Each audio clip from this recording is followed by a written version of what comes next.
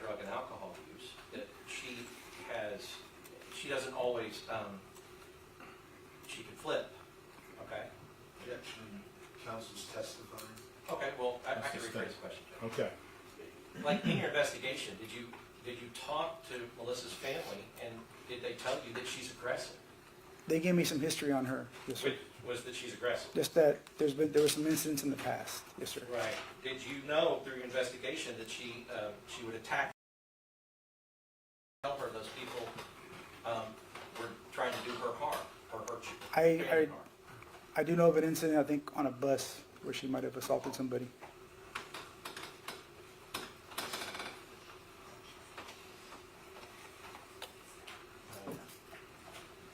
Yeah, it is a good point that partner brings up, which is, I mean, going back to Maria Salinas, like Maria Salinas told you that she would shoot, but you said, I don't know if she would shoot, depending on the situation, right? Correct. Melissa Perez would never let go of a hammer, right? I'm just basing it on her actions during that time and what I can see on body cam. Well, I know, but you're not psychic. I mean, you can't. You're not able to tell the future based on her actions and on her past. You would agree with that? Correct. And in fact, we talked to Daisy Nieto yesterday, her sister-in-law, and she agreed with me that with somebody who has her condition, that her past behavior is not predictive of what she's going to do in the future. It's predictable, right? Correct. But is that another instance where you've given Melissa Perez the benefit of the doubt that you don't give these offers? I just think there were other options they had that night. And if you let me talk, I can tell you. Well, I mean, you're going to talk, Okay. and we'll be talking for a long time. Okay. But I guess the code says if you are confronted with the threat of deadly force, you can use deadly force to protect yourself or others. You know that. Yes, sir. Okay. The code does not say if Detective Soto believes that there was a better option, then that's the option you have to use, or you get charged with murder. The code doesn't say that, right? Right. So really, in looking at these types of cases, what you're looking at is was it reasonable and immediately necessary, their belief that they or someone else was being threatened with deadly force? That's the rubric that you look at this with. Yes, sir. Okay. So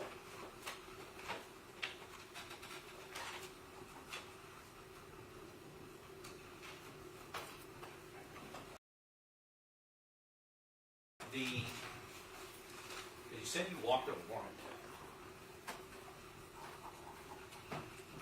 Walked a warrant. Now these were uniformed police officers doing their duty on the night that this happened. You agree with that? I agree. Right. And I'm assuming that that if they were dangerous, unstable, unpredictable axe murderers, that they wouldn't be in the San Antonio Police Department uniform doing this job. Correct. I never said that they were bad. I thought they were bad individuals. No, sir. Right. But let's talk about because you walk a warrant if you believe that somebody is a threat, right, to the community. That means you got to get in there and you got to walk a warrant. You would agree with that? It just depends on certain situations. In general, the way I've done it is when I get probable cause, I'll walk a warrant. So when you get probable cause, so let's talk about that real quick. Probable cause, and we've gone through this before. Yes, sir. Probable cause is, Your Honor, may I use the vote? Yes. Thank you. Probable cause is the lowest standard that you can have to come into a courtroom. Yes, sir. Right. That's the lowest standard. So what you're saying is, if you don't care if it's proven beyond a reasonable doubt that they didn't act in self-defense, you're saying all you care about is the lowest possible standard. Objection, Your Honor. Based promise of the jury as counsel's phrased the question. I'll sustain. You can rephrase it. Okay. So you agree that probable cause is the lowest, Yes. and you know that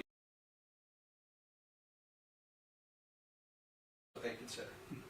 Yes, sir. But you're saying you stop here. That's what I did. Some detectives do things differently. In my practice, I think on 11 of my cases, out of my 30 plus, I've got them warrants the same day or arrest on the same day. Some detectives might not do it that way. That's just the way I've done it. Well, okay. Okay, but let's. And it wasn't just me, we all worked together on this. It was a group together, thinking the same, going down that same avenue.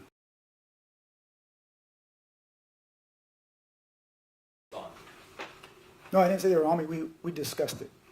You said the brass was a part of this, Oh. this decision making. Yes, sir, they were. And the brass is, as you know, that means the administration of the San Antonio Police Department. I wasn't privy to any like conversations between Captain Van Geffen and anybody else higher than him.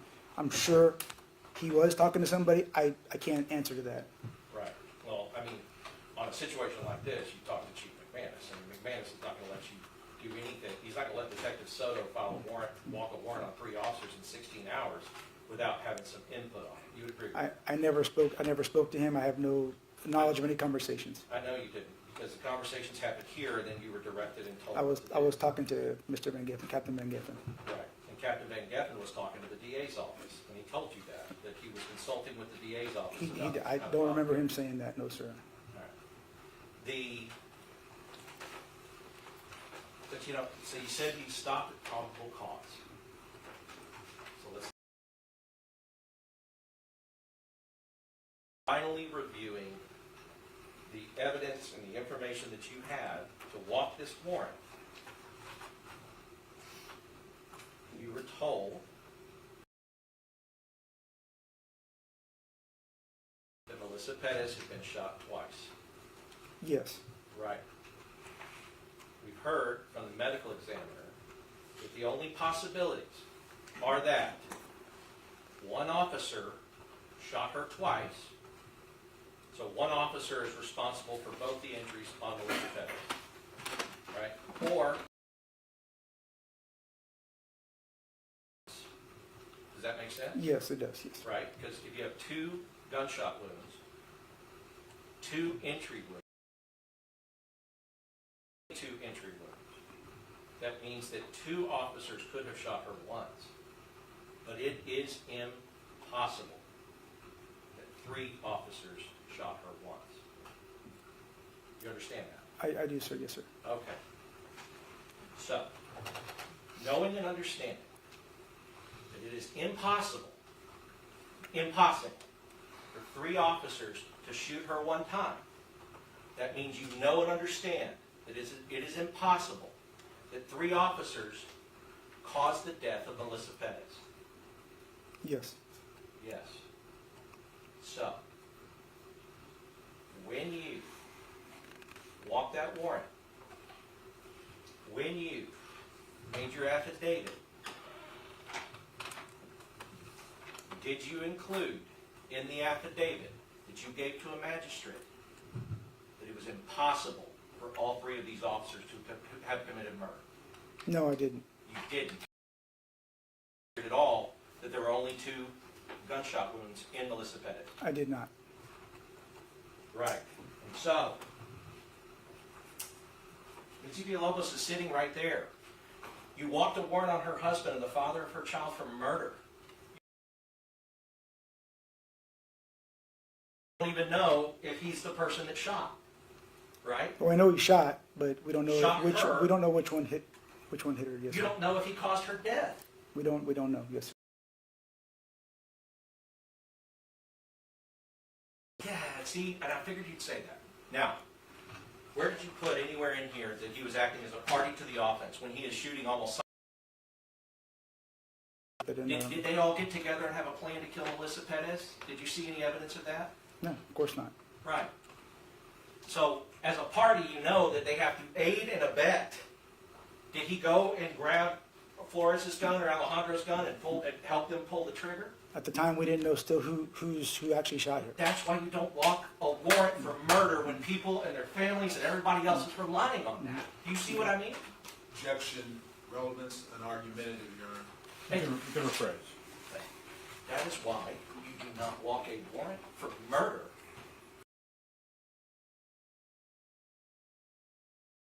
Going to grow up. Objection, Your Honor. Is counsel asking a question? I am asking a question. All right, let's get to the question. Do you understand? Do you understand that child will grow up and search his father, and it says that he committed murder when he didn't shoot her? Do you know that? Do you understand that? Yes, I do. Okay, so There's another way you could have done it. You could have waited on the results of the ballistics, of the firearms and tool marks analysis, right? Yes, we could have. Yes, sir. You could have. These guys could have sat on admin duty. That could have happened, right?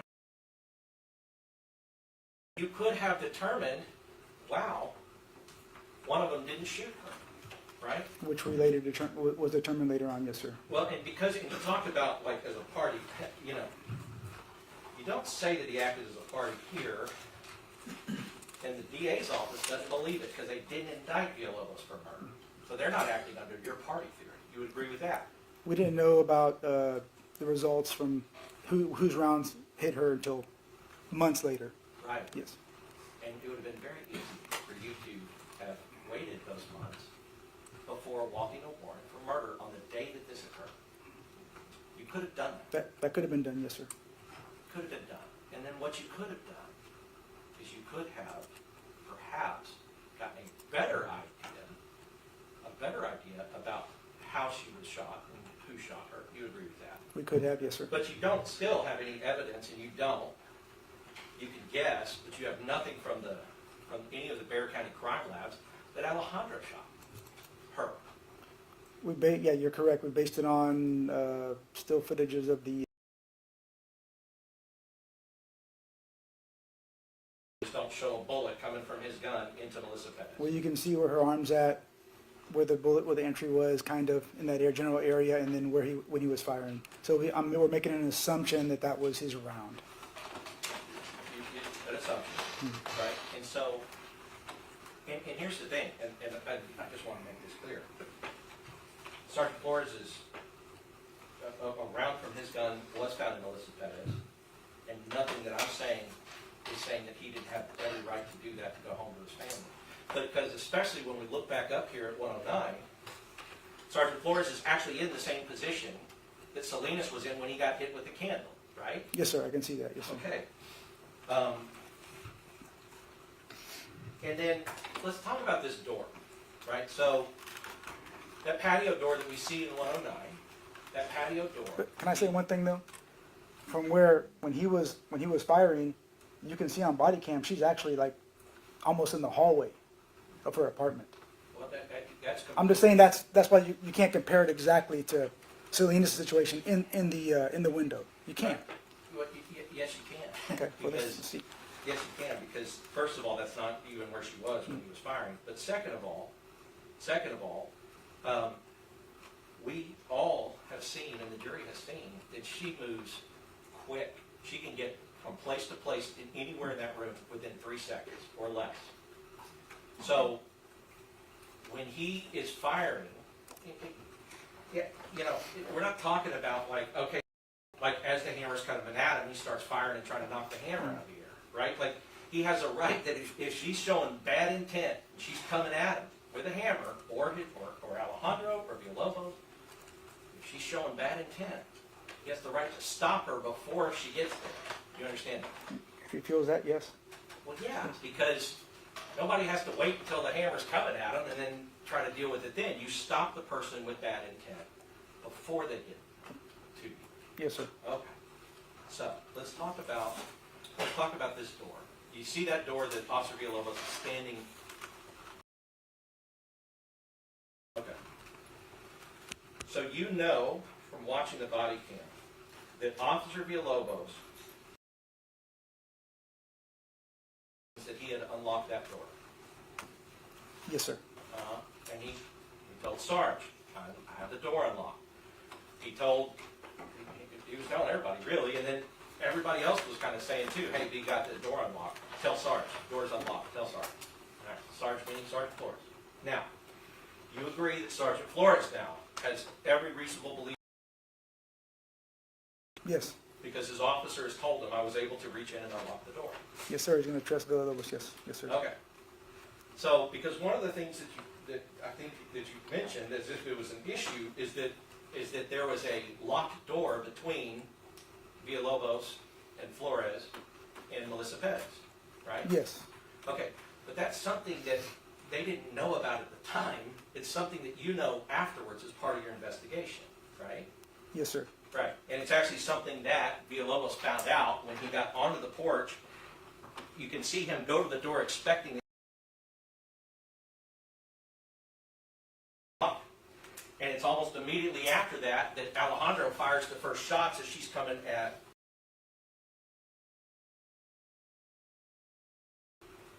Right? Yes, just come out the window, yes, sir. So yeah, so they're getting over to set up for the plan, and you understand what the plan was at this point. And what was it? Do you remember seeing it on the body cam? They were going to go inside. I think they were going to try to tase her, possibly. Right, and Villalobos says she dropped that hammer. She put that hammer on the couch. She kept doing. Oh.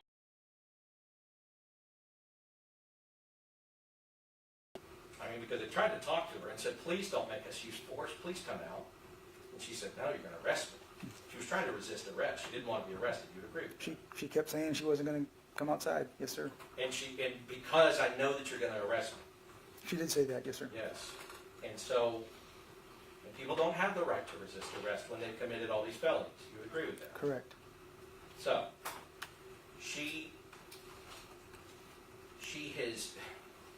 he's at this door, and although you find out later, and he finds out immediately before the shots, oh, the door's still locked. Right. He didn't get that second lock, or he didn't see it. And you can understand why he wouldn't be able to see it, right? Because that's kind of a high-stress thing to get in a window while some woman's coming at you with a hammer and trying to get situation. Yes, sir. Okay. So the fact that he missed the other lock and didn't really see it, you know what tunnel vision is and things like that? Yes, sir. Okay. So, because you see him go in, he tries the bottom, she kills it. He Right? backs out. Yes, sir. See with Salinas doesn't back out, dead or seriously injured, right? He could have been hit. Yes, sir. Right. And so, in your mind, Melissa Perez has already tried to get Salinas with the thing. There's no reason why she wouldn't try to get Villalobos the same way if he doesn't back out. You agree with that? Yes. Okay. So he believes it's unlocked. She can unlock the door from the inside. Right? So she can, that lock, click, and then she's out the door. They can't unlock it from the outside unless they reach around. But she can unlock it from the inside. You agree with that?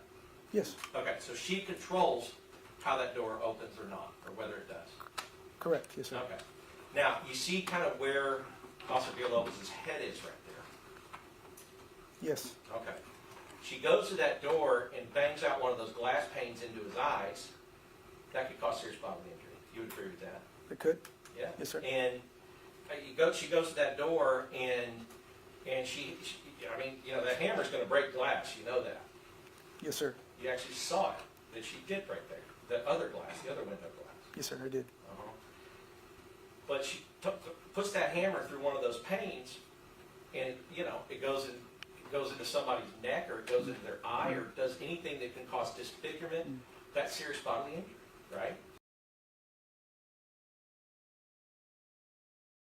Closely held belief that she would have never let go of that hammer. She could hit the window with the hammer without letting. So, you know that the officers do have a reason to fear even a closed door, based upon where their faces are in that situation, that she could come through that glass with the hammer. It's possible. Yes, sir. Right.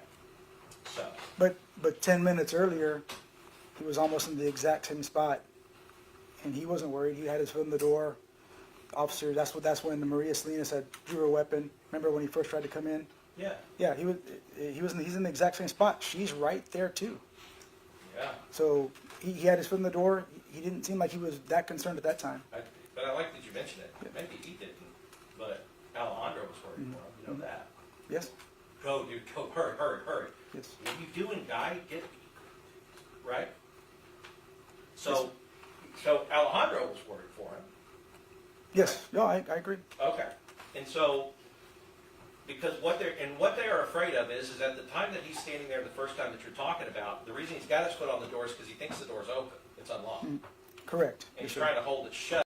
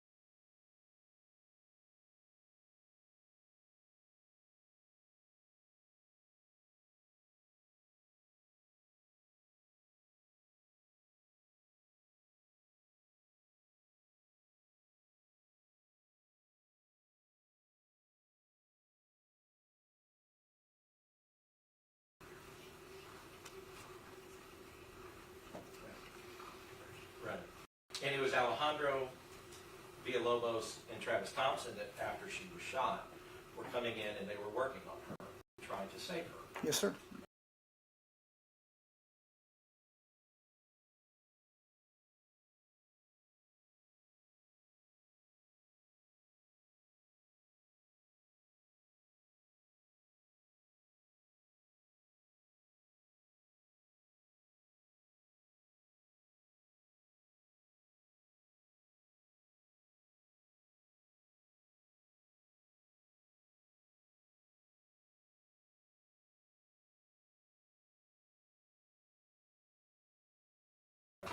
And Officer Chernak's talking about to the back with maybe a taser, or like luring her back to the back part of the house or the apartment with the taser, right? Yes, sir.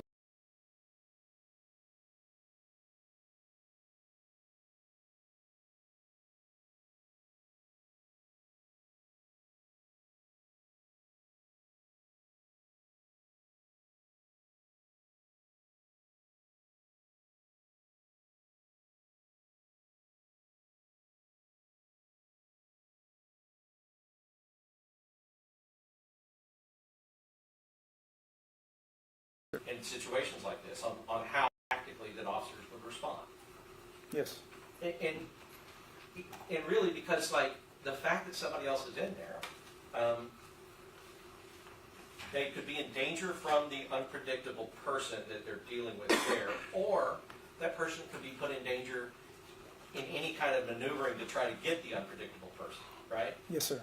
Right? And so going back to that crossfire and all those other things, you can understand that even though Officer Chernak had a plan, that once Sergeant Flores hears that there's a bedridden man in there in the back, then maybe it's not a good idea to draw her back to the bedridden man to get in a fight with the police officer.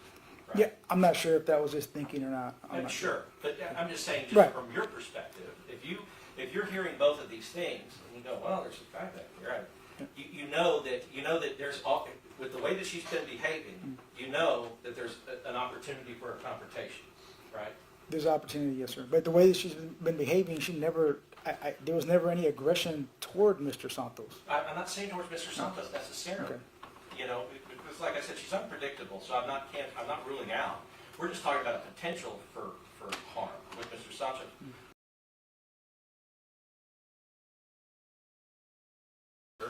Is like in this room, and Mr. Santos is in this room down this hallway, and that's the living room, and that's where these other officers are. Kind of see. Could say, well, if you draw her back and you two get into an armed confrontation. So, for instance, Chernak is trying to get back with a taser, but as we talked about, a taser is compliance; it's not self-defense, right? Yes. Right. So if she comes back with that hammer and Chernak has to draw his weapon and fire, it may not be a good idea that he's firing right next to this old man's bedroom. Correct. Right? So, because one of the things we heard Officer Villalobos say is we heard him say that she is, I think the exact quote was like, she's ready to fight, she came right at me. Yes. Right? But you would agree that is an important thing, an important piece of information to impart to the other officers. No, it is. It's very important. Right. Yes. Because what he's saying is like, hey, she's not, we're going to go Right. to Duke and I'm going to go kill her. What he's saying is that he's explaining to the other officers that you have to be careful with her because she is not afraid to use Yes. that hammer. No, correct. And Right. and to me, that would have been important as far as like to reassess this thing, to back up. Let's look at this. Let's explore the dangers to her. I took that as a very key statement. Wouldn't one of them, especially the sergeant, have thought, well, she's coming at us, and not say, well, we'll do what we got to do. She's showing that pattern of behavior. Why didn't anybody say, let's tactically disengage and let's kind of look at this thing again? And I can understand how you can set, like, the difference is, Yes. All great. right, let's go ahead and take a quick break. Thank you. All right for the jury?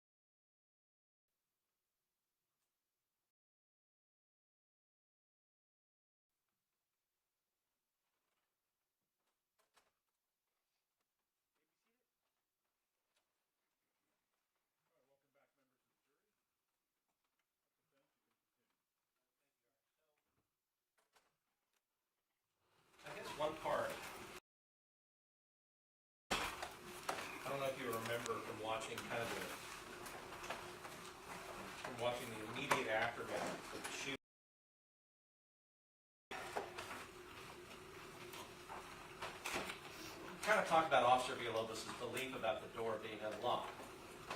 Yes, sir. And you believe it was a legitimate belief because that's what he was communicating, and he has no reason to communicate otherwise. Correct. All right. So we see him when he first gets on the patio. Well, not first gets on the patio. When the plan gets put into place, because I think that where we left off was you were talking about tactical disengagement. Yes, sir. Okay. But, that, it sounded like what you were saying is if you don't use all other options available to you that are Detective Soto approved, then I'm going to walk a warrant on you for murder. Objection, argumentative. I don't feel like it was. I think that, Overrule? you see what I mean? Because you're kind of talking about your own belief about what could have been done or maybe could have been done or whatever, right? I think we owed Melissa to try to do everything we could to try to get this resolved without her being hurt. That's why I talk about the tactical and disengagement. I understand. But we've had when I say I understand that that's your position. That is definitely not our position. You understand that. I definitely understand that, sir. Yes, sir. And I don't think it's going to be the position of any of these people that are going to come testify later on. You know some of these people, don't you? Yes, sir. Right? You know Mark Duke, Yes, sir. and Mark Duke was a person, he was in homicide for 13 years, Yes. and also investigated numerous officer-involved shootings. Yes, sir. Objection as to relevance on the defense witness for this witness. Your Honor, I'm establishing that he knows and understands our experts, and he understands that these experts may have a different opinion from him. An objection as to laying out experts before the jury, they haven't been introduced, is inappropriate for this witness. I'll sustain.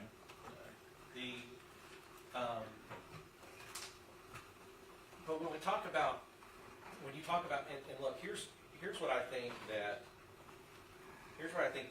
we can agree is that all of these officers and Sergeant Flores, they were trying to do whatever they could to not have her hurt. You agree with that? No, I don't. Okay. So you don't agree that Lobos was pleading with her alongside Travis Thompson and Officer Alejandro, pleading with her to please just come out so that With that, All yes, right. sir. Pleading with her to come out peacefully. In fact, that Villalobos actually uses the words like, come out peacefully so that we don't have to use any force against you. We don't want to use any force against you. Correct. Right? I do recall him saying that. Right. You agree that Sergeant Flores was exploring the options that he had for less lethal, that he was talking about those options. Oh, yes, he was exploring them. Right. And you agree that the reason that they get on that porch is because Officer Villalobos has said, I see that she's put down the hammer and the door is unlocked. I can get in there and get her before she gets to that hammer. He did say that. Yes. He did say that. Now, But wouldn't you consider alternate plans even when he's saying earlier she's going to come at you? I think even other officers said that. She's shown that with her behavior that she's going to come at. Is all I'm saying. I get it. I get it. I'm not trying to be disrespectful. I'm not. But what was the driving force? I'll tell you. And I don't take any disrespect to it. I just feel like it just feels like your brain is wired one way, and that's whatever way Melissa Perez that benefits her position. Because if we talk about, because you're saying, well, yeah, I mean, she's going to come at him. Well, she doesn't have a right to come at him. She doesn't have a right to resist arrest. You agree with that? I agree. Right. But isn't that something, her behavior, isn't that something you use? Part of the reason you're going to go in there. Isn't that something you're going to use to assess the situation? I think it's very important that they say that. Yes, because, and let's talk about that. Because, yes, but not in the way that you think. Okay. But here, I'm talking about think about it this way. In your judgment, would you rather face an unarmed or an armed suspect? Of course, I'd rather face an unarmed suspect. An unarmed suspect. That's right. Now, these other plans that they talked about, contemplated, and that Sergeant Flores, and we talked about this with Officer Chernak. Officer Chernak's plan was to go in there and do battle with an armed suspect. That's what his plan was, is to lure her back there, get in through the back. But if she comes back down that hallway with that hammer, he's now going to be in a fight for his life. That was his plan. I think that's what he wanted to do. He wanted to get in there and try to tase her, Right. if I remember right. Right. He wanted to get in there and try and tase her. But his plan involved the potential for her coming back there with that hammer. Because as you saw from the other body cams, anytime officers meet those other officers at those other windows. Not every time, but she would. Yes, she was moving back and forth. Yeah. She moved back and forth Yes, throughout the house. Yes. And so, Officer Chernak's plan did involve the possibility, because the back plan is a blind plan, in the sense that Chernak, if he can't lure her back there, and try to take her, but if she comes back with a hammer, we're just at a different window that she can hit somebody with a hammer in. You see what I mean? Correct. Right. But if he talked about the fact that if he could lure her back, he would try to get in through the back and come around the back side of her. Right? Right. Okay, that's a blind plan, meaning Right. he doesn't know where she is, and while he's back there, and he doesn't know where the hammer is. Right? Correct. And I don't, judging by the way it was said by him, yeah, I don't think that was a good plan. No. Right. And Sergeant Flores apparently didn't either. Right. Right? But this plan also was flawed. And all plans are, right? Yes. Because Yes. and that's what I'm trying to say. If you try in good faith to execute a plan and it doesn't work the way you think or the way you want it to work, that doesn't mean you're guilty of murder. The plan, the hammer on the couch, right? It was Right. there. She was able to get that thing in seconds. She showed that she was able to. She was. Now, That's what I'm trying to say. Why not reassess this thing? I mean, I'm not trying to. It's just, to me, that's why I look at it that way. What was the rush to get in that apartment? Why couldn't we reassess what was this? your rush to walk a warrant? That's my question. I can ask the same. What was the rush to get in the apartment? What was the rush to walk the warrant? I had probable cause. That's not a reason. You did not have probable cause that all three people shot and killed Melissa Perez. Objection. There's not a question and argumentative. Yeah, correct? Question mark. You can answer that. You did not have probable cause that all three. I had probably they were a part. He was a party to. They were a party to the offense. I know we talked about it already, but that's why I got the warrant. The warrants. Party to the offense. I'm looking Right. again. It does not say Officer Villalobos was a party to the offense, but did not shoot her and kill her. It doesn't say that. We later found that out that his rounds did not hit her. That's right. So what was the rush in walking a warrant? I've already answered it. Well, I I'll said tell I you had the rest probable to get cause. in. I'll tell you the rest to get in. And this has to do a lot with Melissa Perez's history. So you knew and you understood that you talked to her family, and her family said that she's aggressive, right? Yes. That she, did you know and understand that she had attacked her neighbor in front of her 7-year-old boy? I had heard of assaults. Right. Yes. And that she also went after another neighbor with a baseball bat. You knew that. I've heard of other assaults. Yes. Right. And so the rush, right, to get in is that with somebody who is unstable and unpredictable and another person who is in the apartment, there's always a risk that that person can be hurt or killed. You understand that? There's always that risk, but we got to base it on what we see at that time. What was the body cam showing us? Right. So It wasn't showing us that she was a threat to Mr. Santos. It yeah, wasn't. See, that's one of the things too. I think that you testified on direct. You talked about, well, nobody's running around saying like, oh, I wonder if this man is okay. And Officer Chernak, when he was on the stand, the question that I asked him, I said,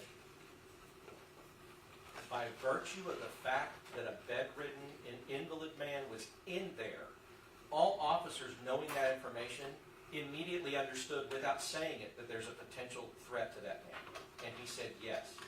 So you understand that officers don't have to communicate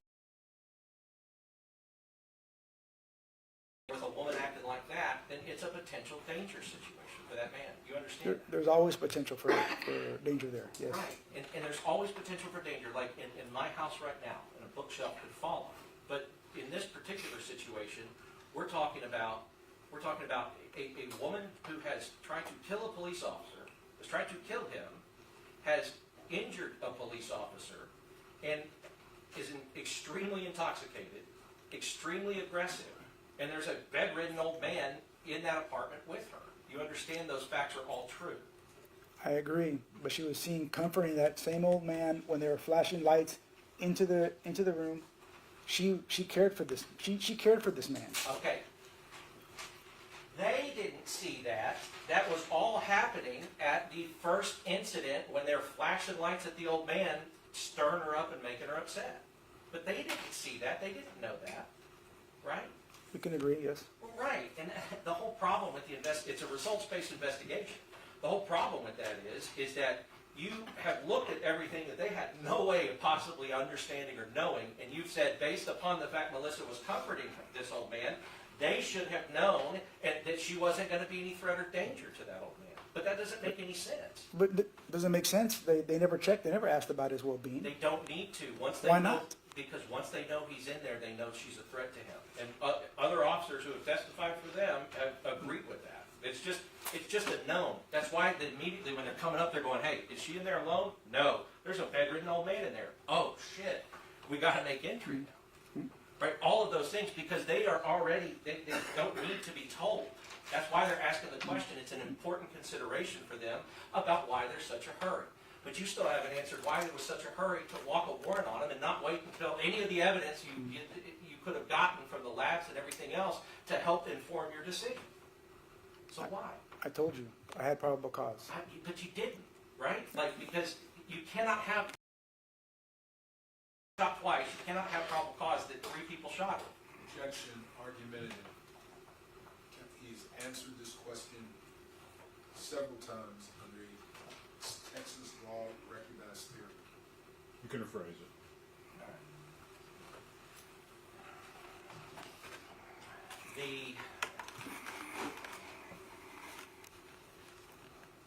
Yeah, I mean, because you mentioned parties. I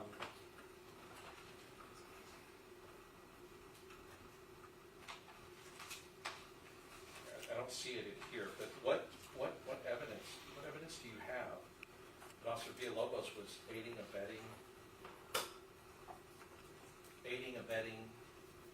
helping the other 2 shooters? I mean, really, you don't even have evidence that Alejandro shot, even today, except your guess based on a body. But what evidence do you have that Officer Villalobos was acting in a park? Was it that he was trying to unlock the door? And He was present, and he fired into the wall. He was present, and he fired again into the wall. Yes. But how did him firing in the wall aid or abet any of the other 2 firing, assuming the other 2 actually were the ones that shot? We didn't know at that time, sir. I know, that's my point. If you don't know at the time, that's not called probable cause. That's called I don't know what's going on, and I better do an investigation, right? Objection, argumentative. I don't It's think not that the is. question. I said, right. I'll overrule. If you don't know at the time, that's kind of my point. You don't know at the time. What's the purpose? Not knowing at the time would suggest that you need to do an investigation and maybe find out before you charge people with murder. You would agree with that? Yes, sir. Okay. So, the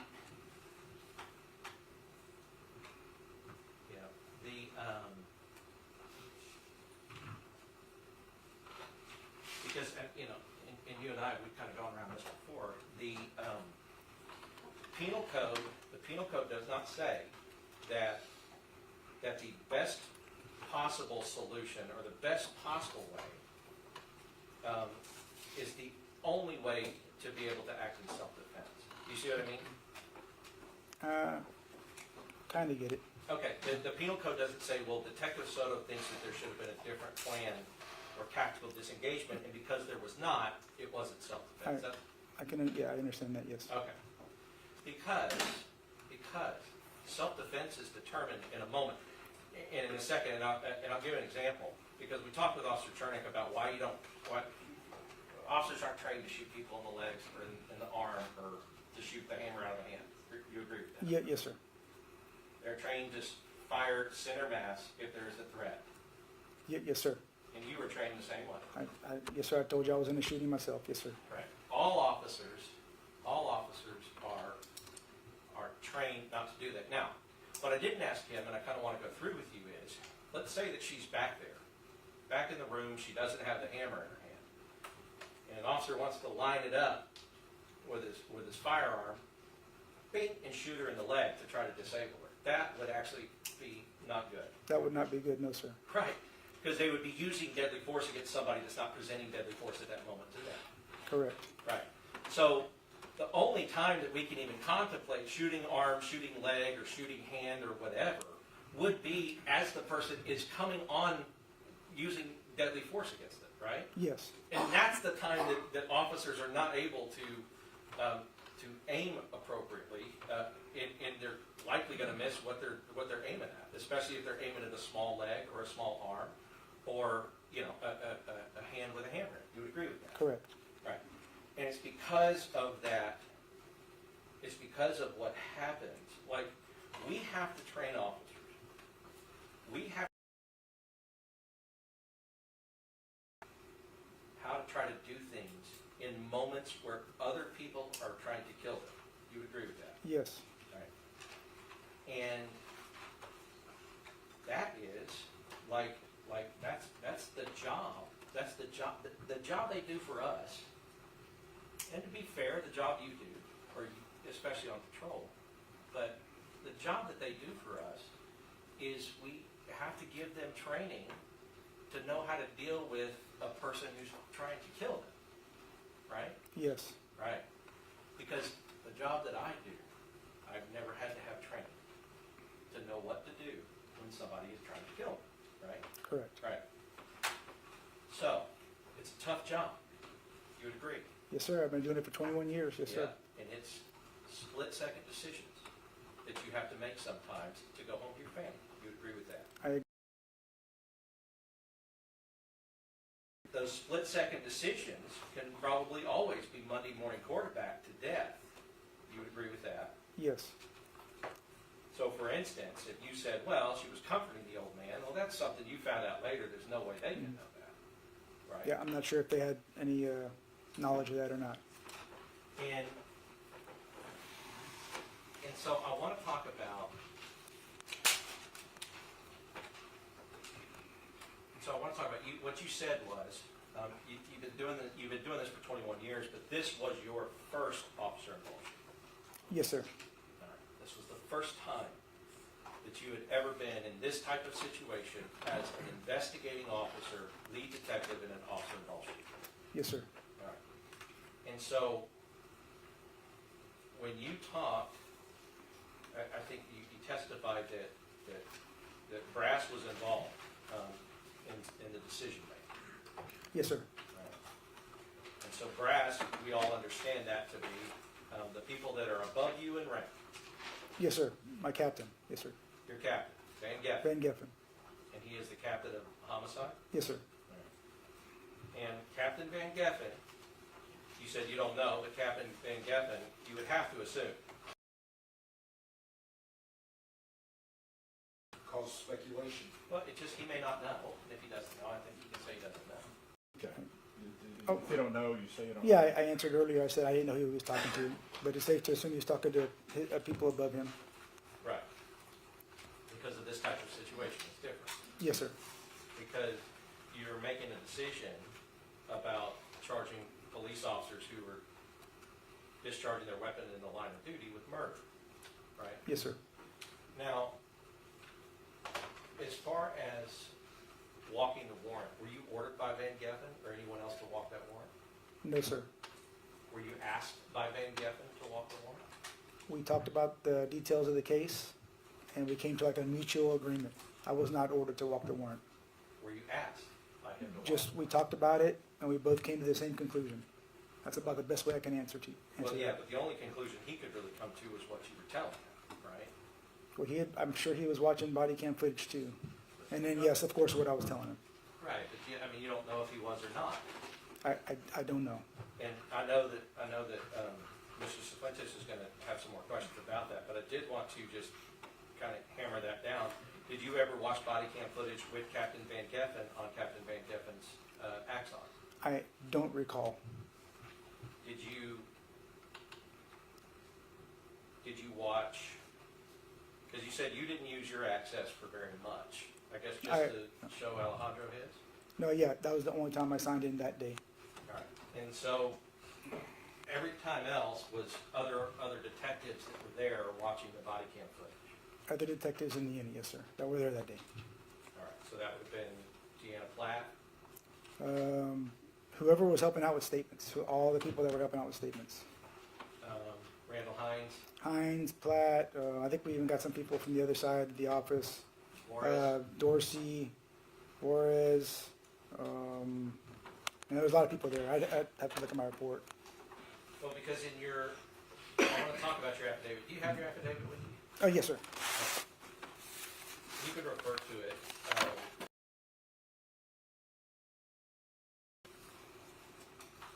But in your affidavit,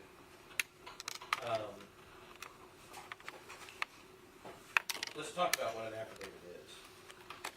An affidavit is something that, as you said, what you wanted to use to try to establish to a magistrate, or explain to a magistrate that you believe established probable cause. That's what an affidavit is. Yes, sir.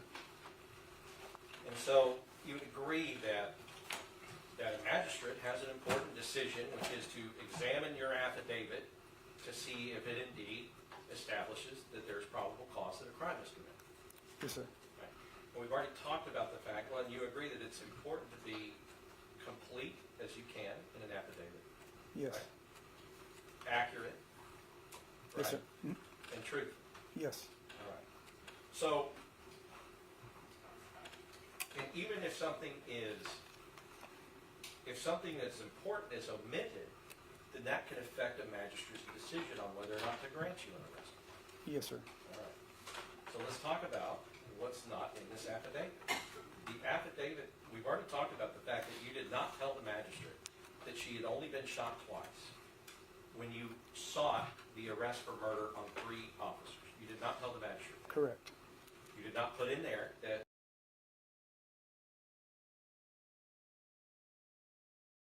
who did not shoot, but did not shoot Ms. Perez, but you believed was acting as a party in concert with the others. Correct. I did not word it.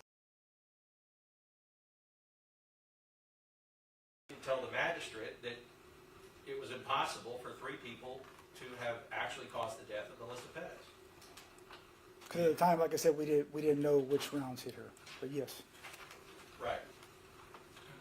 And the affidavit, you completely left out of this affidavit that there was an elderly bedridden man that was in the apartment with her. Yes, I have to look at it again, but I don't know if I put that in there or not. You did not. Okay. You left out that, what you did, you put in the affidavit that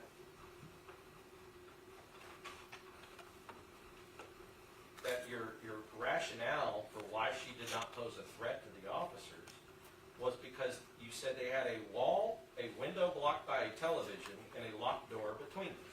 Yes. Okay.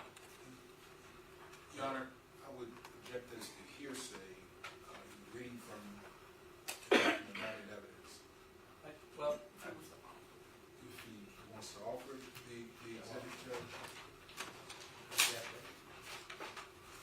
Well, it's not that, I'm not necessarily reading. I was looking at the document, but I can also just ask him the question. Okay. All right. So, your rationale for saying that they did not act with, that they weren't being confronted with any with the type of danger to justify deadly force, was that they had a window blocked by a television, a wall, and a locked door between them. Yeah, yes, sir, there were barriers there. Right. You said that there were barriers there. But, and you understand that to a magistrate, if they're reading that, it appears as if the television is blocking her from being able to present a threat, a deadly threat to the officer. That's what that reads like, right? It could be interpreted that way, yes, sir. Sure.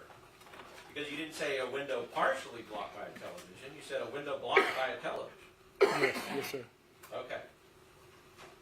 But as we know, that television did not prevent her from using that hammer as a threat of deadly force against police officers. You can see that. We talked about that earlier, yes, sir. We talked about How it. she You saw it. she was able to maneuver around it. Right, Yeah. right. But in the affidavit, and when you're presenting this, the person who is trying to make a decision about whether that establishes probable cause, you don't say that she was able to move around, right? I did not say that, no. Right. No, sir. In fact, it appears from the way you wrote it that she was not able to move around it, and it presented an obstacle that could not be overcome by her to threaten the police officer. That's what it sounds like. I don't know what the judge interpreted. I just wrote that there were barriers in there, sir. Well, a window blocked by a Window, television. yes, sir. Which there was. There was a television there. Not, There was. Yes. It really just helped her to seek cover from tasers and other things. It didn't stop her from hurting police officers. You agree with that? You would agree with that statement? but she was still able to get it, like I said earlier, she was able to maneuver around it, yes, sir. Well, and we can see in some of these videos that she's kind of parked herself behind the television. The taser lights are trying to find her, but they can't get her because she's using the television as cover.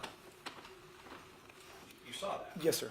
And then she emerged to get Officer Salinas with a candle in the arm out the window, right? Yes.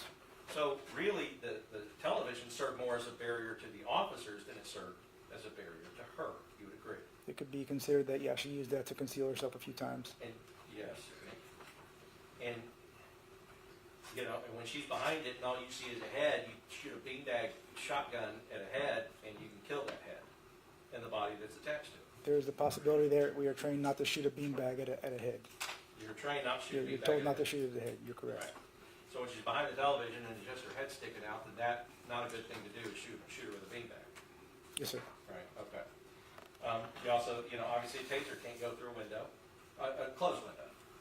Right, yes, Right? sir. It I mean, hits glass and bounces off. right, yes, sir. Connection relevance, Well, he, said closed window, the evidence in the stated window is already out for the jury. Well, It's irrelevant. but no, I mean, you can see in States 109 that all of those little windows in that door are closed. They're not. Overruled. That's what I mean, you know, that, The wall, the door window, the door, the glass. right, taser, bing, Yes. bounce off, right? Yes, sir. Television, taser, bing, bounce off it. Yes, sir. Because it has to make those connections or it's useless. Yes, sir. Right. So, I guess, but, you know, and looking at the, you know, going back to, like, how do you present this to a magistrate?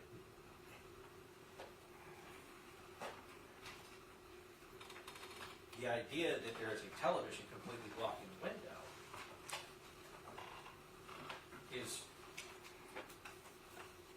tells a person one thing. The idea that a television that is in a window that she uses for cover, but then comes out from cover and attacks officers through that window, that says another thing, right? Those two are different. You agree with that? Right. To me, it was just a barrier. There was a barrier there. But as you stated before you even these things, you said you had watched Officer Salinas get almost killed by this woman, sticking that hammer and trying to use that hammer where his head just was. I did see her swing a hammer at him where his head was, yes. Right? Yes, sir. And you saw that before you did this affidavit. Yes, sir. And you saw the candle go out the window and hit him before the affidavit. Yes. All right. And you did not put anything in the affidavit about her taking a hammer in trying to kill Officer Salinas with that hammer, No, sir. even though you had seen it? Yes. You omitted to tell the magistrate that that had happened. I was basing everything on the window between when the incident occurred or what led up in that 12 to 15-minute window. Right, but you agree that, Were their actions reasonable was my thing. I'm looking at that window there. right, but, I mean, the were their actions reasonable includes what are her capabilities. That would determine also what if their actions were reasonable or not. You agree with that? Yes, sir. All right. And so, knowing that she had the capability of going out that window with the hammer or throwing a hammer through that window and hurting an officer, that is an important consideration of whether or not they were acting reasonably. Yes, sir. Right, because even with this door, what you said was a wall, a window with a television, blocked by a television, and a locked door. So, and I want to clear this up, because I think it's important, that in these videos, you see that Officer Villalobos, we talked about it, he clearly believes the door is unlocked. Yes, sir. And even in the immediate aftermath of the shooting, when Officer Villalobos goes again, so he goes to the door right before the shooting and tries to open it. Yes. It doesn't open, and then there's shots fired. Correct. All right. But even in the immediate aftermath of the shooting, he goes to the door again and he tries to open it again. Yes, sir. Right. Which suggests to you that he still believes it's unlocked and he can get through. Yes, sir. And then he kicks the windows out after he can't open it. And it still takes him time to find out, like, what is going on? Why is, like, what's happening here? Why is this door locked? Basically. Right? Yes, sir. Okay. So, if Officer Villalobos has a reasonable belief that the door was unlocked, and I think we can all agree that he had a reasonable belief that it was unlocked, based Yes. on his actions. Yes. He has a reasonable belief that the door is unlocked. And what good does it do for you to come later and say he wasn't in any danger because of the locked door? Do you see what I mean? I'm just basing it That's on. an argumentative I don't think that's right. statement. What good does it do? It's not relevant. It's argumentative. Or you can rephrase that. Okay, then, I mean, you use that as an example of why they weren't in danger. Locked door, right? Correct. Okay. But how is that a good example of why they weren't in danger if the officer had a reasonable belief that it was unlocked? You see what I mean? He had the belief. Yes. Right. And it goes back to, and so if he has a reasonable belief that it's unlocked, shouldn't you as the investigator treat that door as to his reasonable belief as an unlocked door? She had never demonstrated at any time that she was going to come out that door. Not once.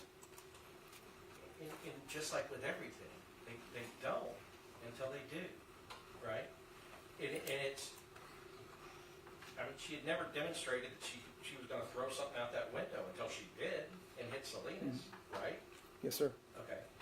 So what I'm saying is that she, you know, this is a fluid situation and it can change in an instant, Yes. right? So open that door or put this hammer through one of those glass panes where that officer's face is. I mean, just because she hadn't done it before doesn't mean she won't make that decision to do it. You Right. agree with that? And that's why I keep going back to the decision to step back. If they're concerned about that, to step back and reassess this thing. I understand. We're going to get to that. We have ways to go. But as far as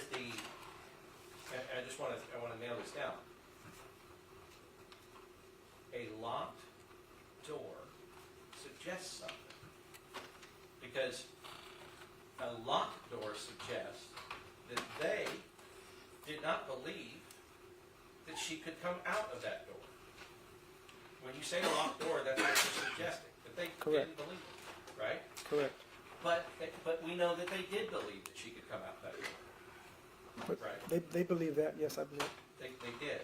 And so the fact that you find out later that the door was locked should not be held against these men. You would agree with that? Yes, I can agree with that. Right. Because But it's one of the things that kind of make up your reason for why she wasn't a threat to them. And so it sounds like there's a confusion in your mind between actual danger and apparent danger. So what you're talking about with the door actually being locked, in your opinion, that actual locked door doesn't present a threat that she would come through. That's what you're saying. Just to me, the door was just a barrier. It was a barrier, yes.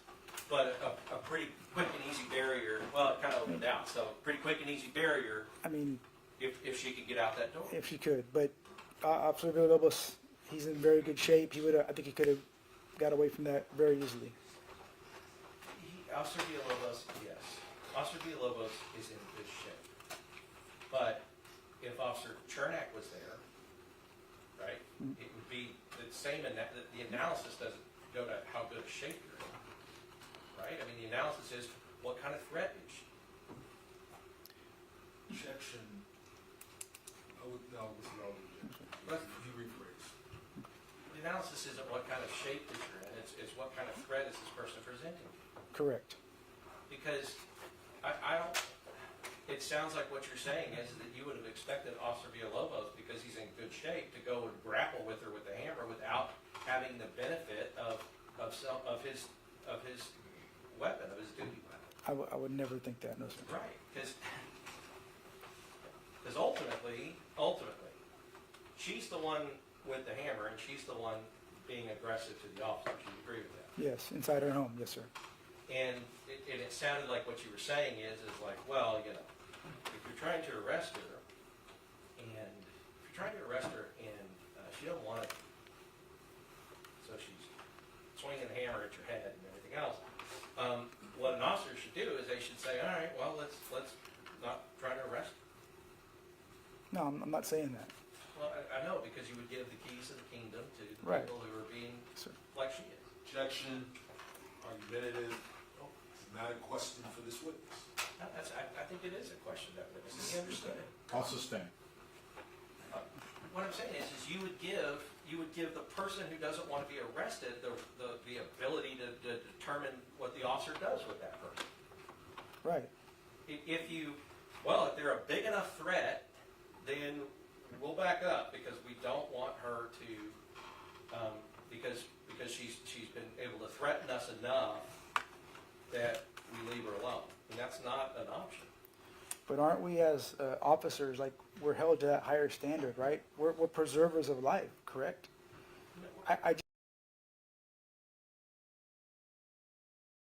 That apartment right then. But here, let me... That's where I think that's where we're just having a disagreement. I don't, and I don't understand the driving force to go get this affidavit. That's right information, right? Like, so we all have questions. But what I'm saying is because you said that, officers, first of all, officers are not held to the higher standard in the penal code. Officers have every right, just like everybody else, to defend themselves. You understand? Yes, sir, I agree. Okay. I'm There just is saying a higher that's my opinion. I Yes, understand. yes.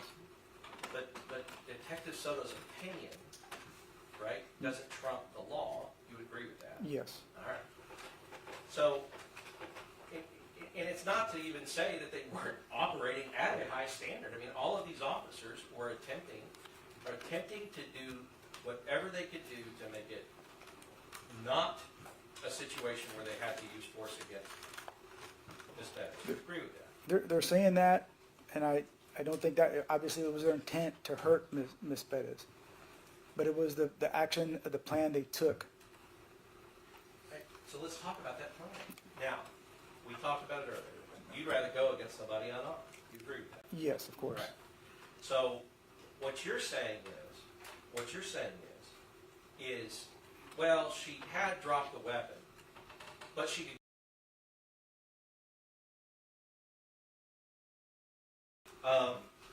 Now, you know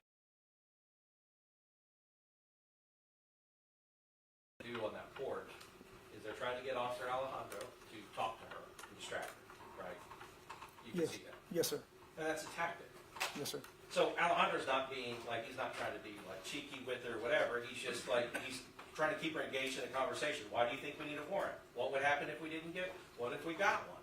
Blah, blah, blah. But do you see what I mean? That he's going back and forth with her, but that is an attempt by him to follow his sergeant's request, which is to keep her engaged with you while we kind of plan and figure this out. You agree that that's true? Yes. All right. And so as he's doing that, you see Officer Villalobos say, she doesn't have the hammer, the door is unlocked.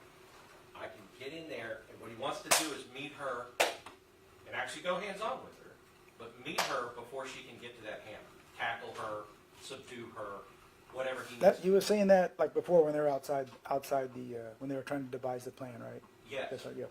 Yes, and Villalobos tells Sergeant Flores, now, think about this situation we talked about. Chernak is in the back, in the dark. An old man is in the bedroom between them.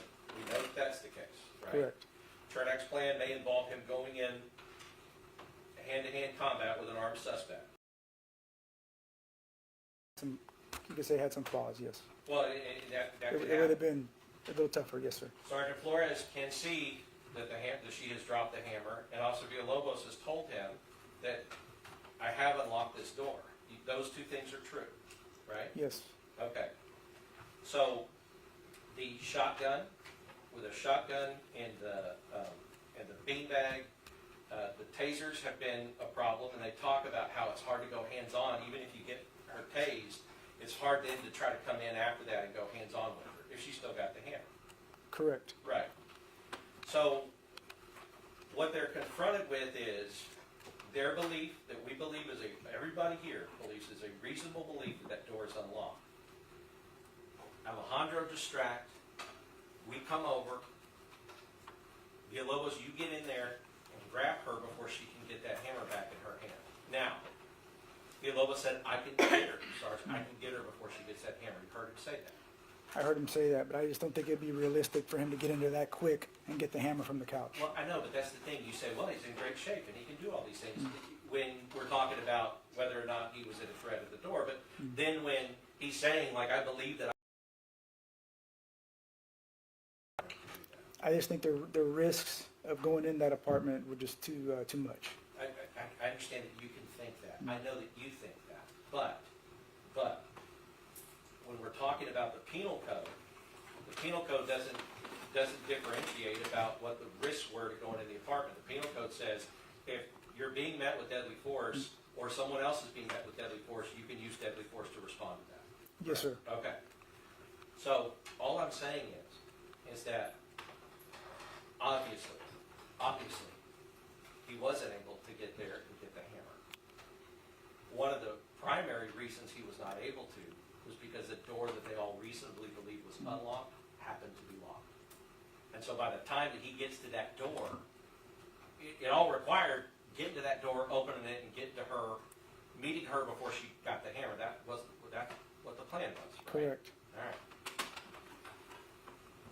If we Monday morning court that, if they could go back in time and know that that door was not unlocked, that it was a locked door, can you see how that plan might not have been the plan that they went with? Yes. Right.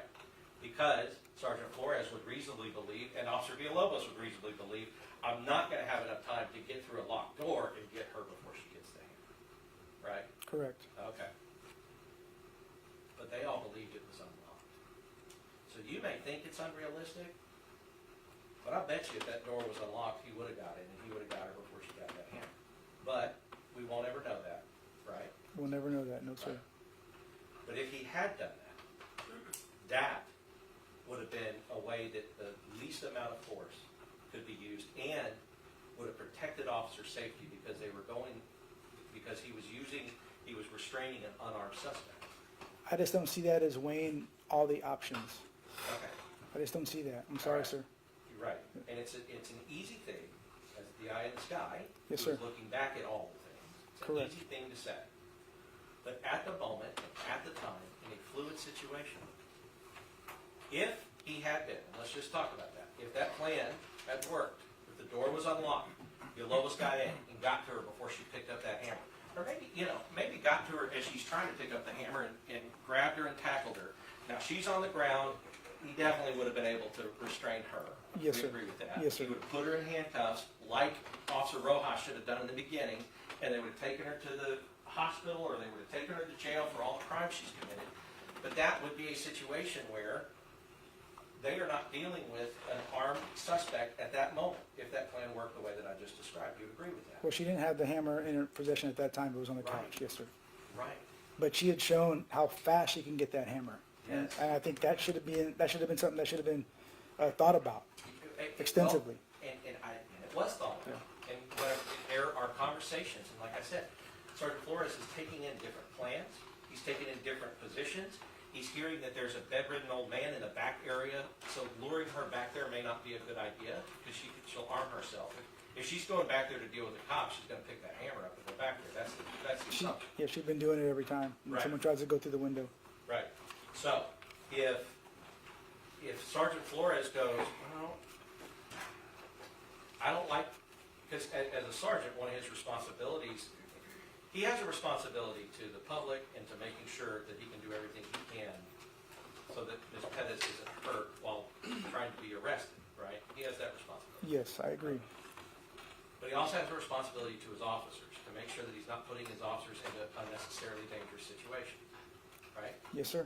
And on the balance, if the difference is between an armed suspect attacking and his officers going home that night, he's going to pick his officers going home that night, Of course. Yes, sir. of course. And anybody would, Yes. because they're not attacking her, she's attacking them. Well, right? she's coming at them every time they go at the door.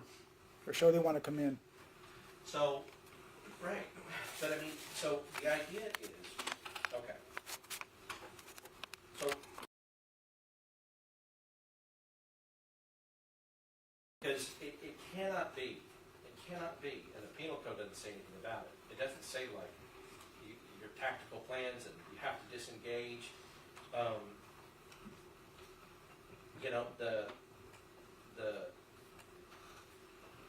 You know, asking me like, well, what was their drive to go in there?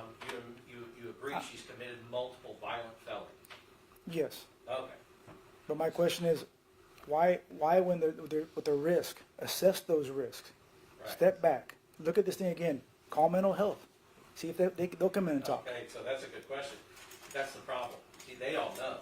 They've all been told over and over again. And you're answering that is because mental health wasn't 24 hours back then, and they didn't have mental health involved. They weren't 24 hours back then, but there was someone on call that they could have called. No, everybody's testified that is not Okay. true. I talked to one just the other day that told me that. There are 24 hours now, so you agree. They're 24 hours now, but she had told me that, yes, that they were on call at that time. So somebody that you talked to so that you could answer that question in this courtroom right now told you back then that mental health was, that there was somebody on call for mental health. That there was Is that someone what on you're call. saying? That's what I was Okay. told. All right, so I guess you could give us the name so that we can call them. I don't know the name. I don't know off the top of my head. Oh my gosh. Okay. I can get it for you, but I don't All right, know but it. here's the thing. They've heard testimony that wasn't an option back then. You also know, I bet, you also know that the SWAT supervisor said specifically in this case they wouldn't have gone out for this kind of case. I don't know firsthand if they would have or not. But you read that. Yes. You read that he said that. I've heard that someone said they probably would not have done this one. It said absolutely would not go out for a situation like this. Because SWAT would say, look, y'all take care of it by doing something like this, making a plan and trying to figure out how to do this safely. I don't think SWAT would have approved this.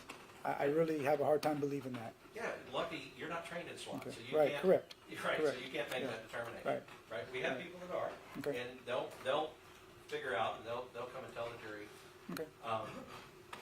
what that actually is. But I guess what I'm saying is that you can have this opinion about all this, but if they do believe that the door is unlocked and she is unarmed, because what you're saying is what's the drive? Why get in there? Why are you trying? Why are you trying right then? Why are they doing it right then? So the answer to the question is, A, they have the door that they believe is unlocked. You agree with that? Yes. Also, she could go back and lock it, right? Yes. Okay, and according to Maria Salinas and Vince Gomez, basically, to unlock the door in the first place, he had to risk his life to do it, if you listen to Vince Gomez and Maria Salinas at the same. If you listen to them, yes, that she came Yes. very close. So he had to risk his life to get that door unlocked the first time, right? According to them, yes. Yes. Not my according to them. opinion, but yes. Not according to you, Yes. and not according to what you think you saw in the body. But, so understand this. If to get that door unlocked, the first time he had to risk his life to do it, according to Maria Salinas and Vince Gomez who were there, she doesn't have to risk her life to go and lock it. She can go lock it back in a second, right? Of course, she has access to her own apartment, yes, sir. And then for him to do it again, he has to risk his life again, may not go home to her, and his mother, and his father. Objection to the extra commentary, family members, judge, and question, counselors testifying. I'll withdraw. So, what I'm saying is that to do it again, if all this is going to play out the same way, to get this door unlocked again, he may have to risk his life again to do that, right? He put himself at risk if he tried going in there Okay. again, yes. We can agree Right with that. now, and Sergeant Flores knows that, because he's out there and he knows that the last time he tried to get in that window and get the door unlocked, he knows that everybody's screaming and going, ah! Like, back up, and they're all drawing their weapons because they think that this woman is about to kill Villalobos. Right? That's the only conclusion. They're you can definitely draw. worried about him getting hurt or hit with that hammer, yes, sir. Right. And so now let's talk about, okay, what's the drive? Now, because at any given second, here's what they know.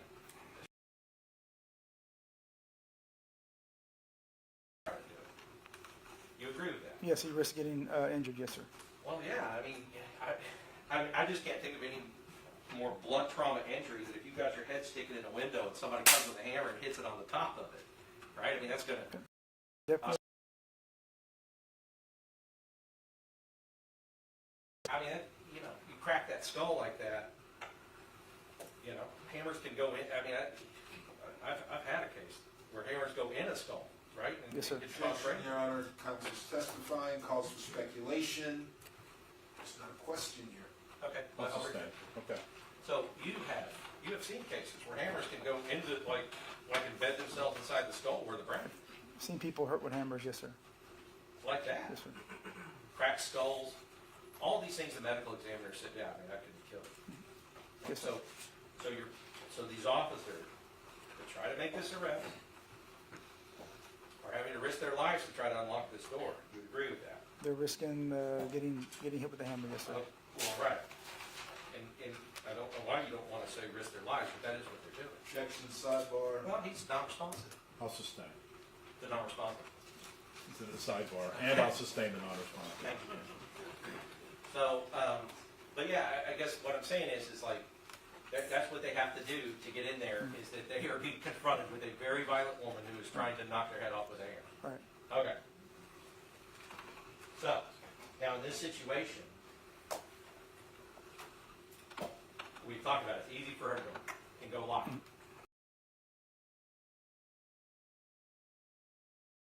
Nobody's shooting her because they haven't shot her at any.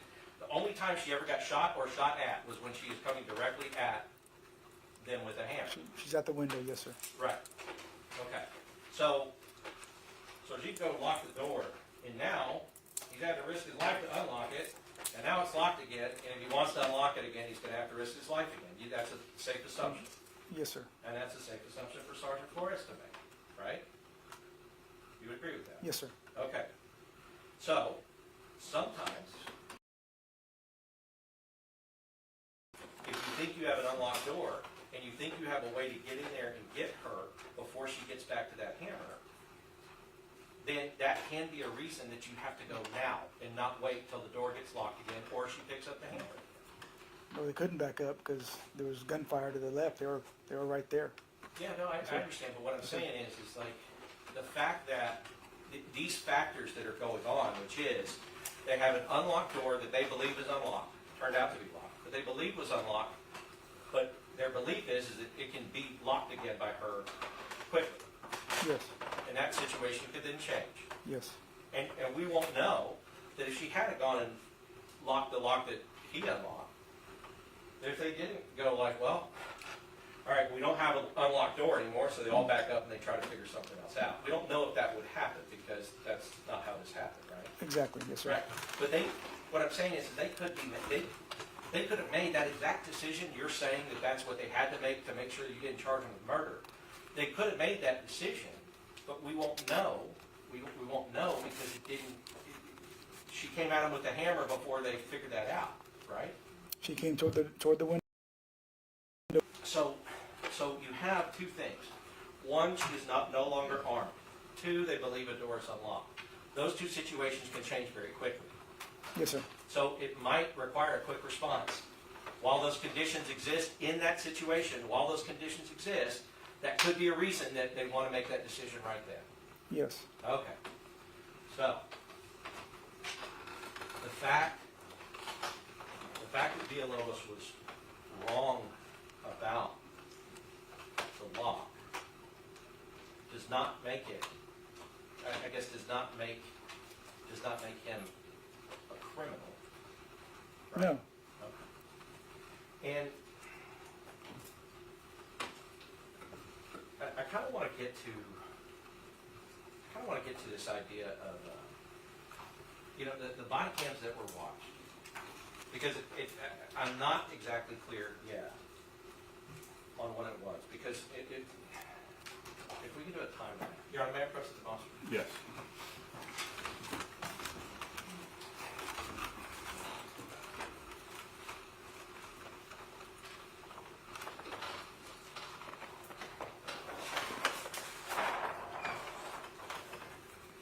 So I want to start with incident time.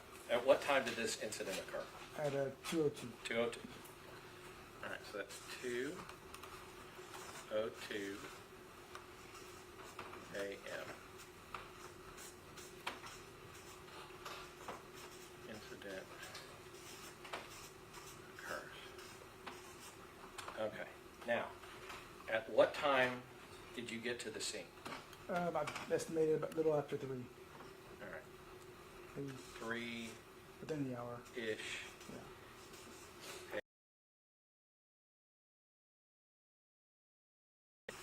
Arrives. On scene.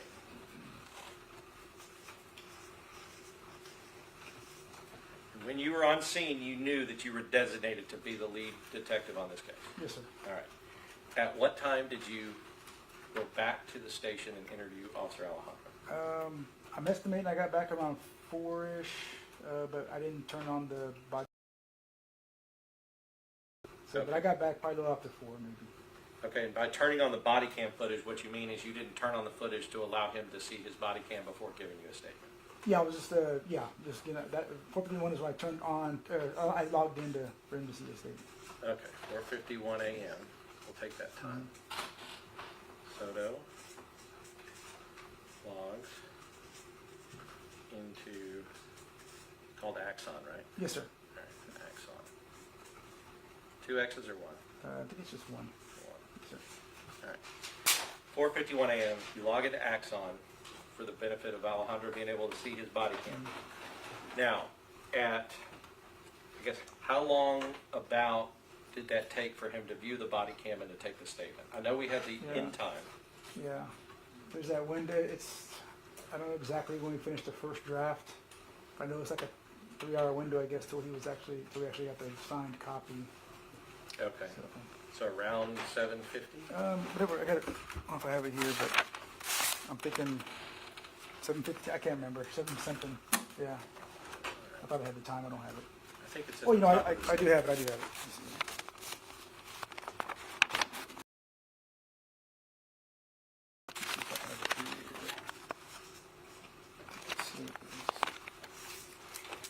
7:36. It says there. 7:36. Yes, sir. And would you say that is the time the statement was completed? That's the that's the time that I think we signed everything, because the computer will log. I guess will just capture that time. I didn't actually look at my watch to look.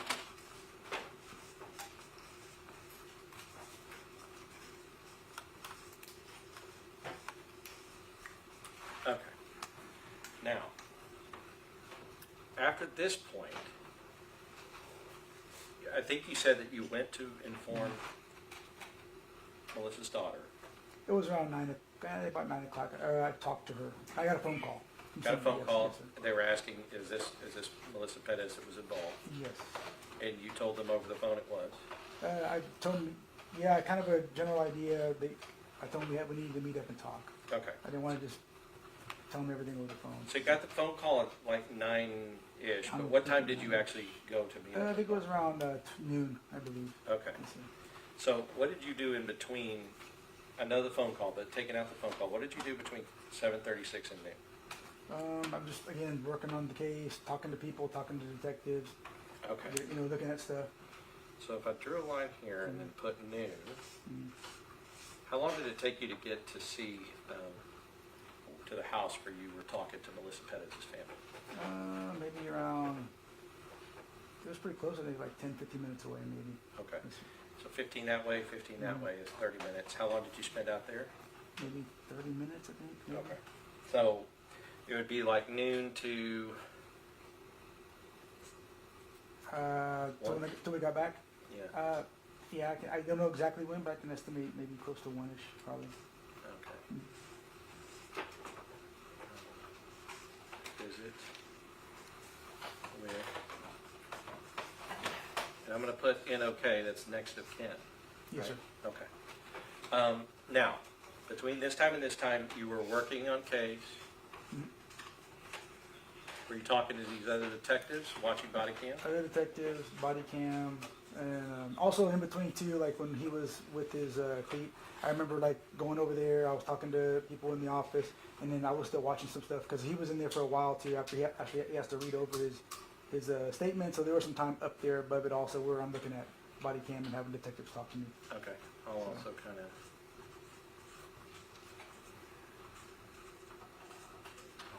All right. So kind of place that kind of in there too. You're also working on the case, but you also did have to do the statement. So 7:36 noon. And what was the next thing that you did? Came back, looked at, I think I started reading statements. I can't remember if I looked at any. I think I looked at some. And then about 2-ish, I met with 2:30-ish maybe with Van Geffen, right? Maybe 2:15, a little after Okay. 2. 1 to 2:15.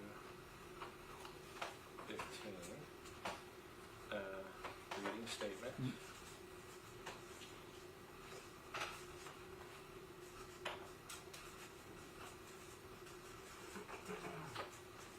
And you said 2:15.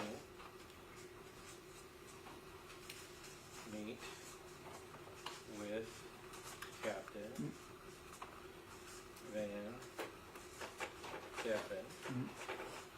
All right, and how long did that meeting last?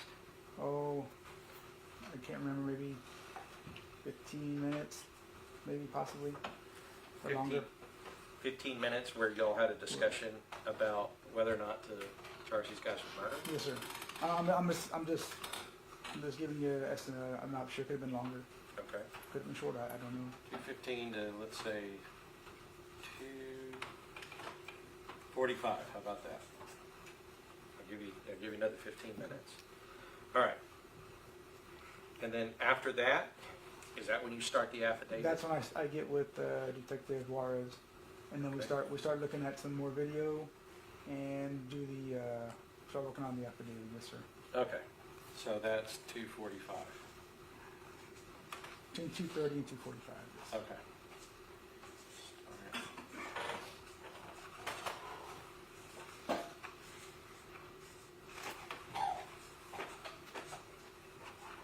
Okay. So you would agree that it's this meeting with Van Geffen that you've decided that all three of these officers are going to be charged with murder? Yes, sir. All right. So we can cut that time right there. Mhm.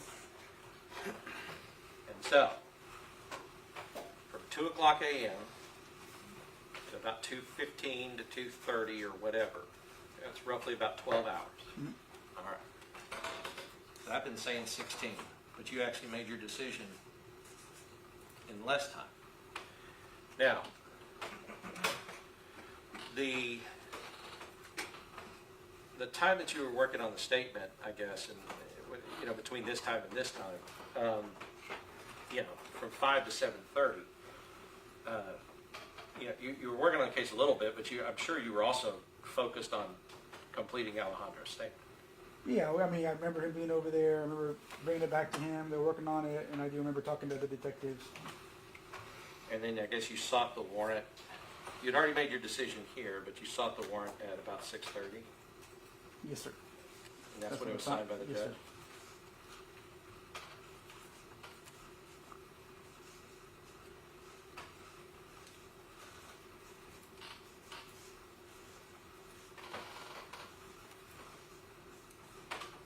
Okay. That timeline look fair to you? Yes, sir. All right.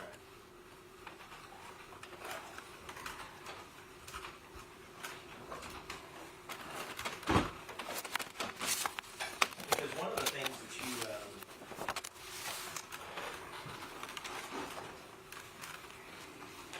because one of the things that you mentioned, it was one of the first things you testified to on direct, is when you made the scene.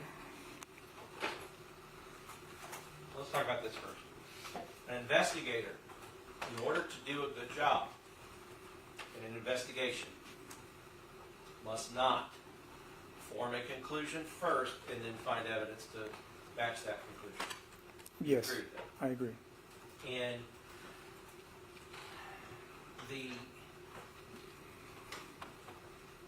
when you testified that when you got on the scene, so you got on the scene at 3-ish a.m.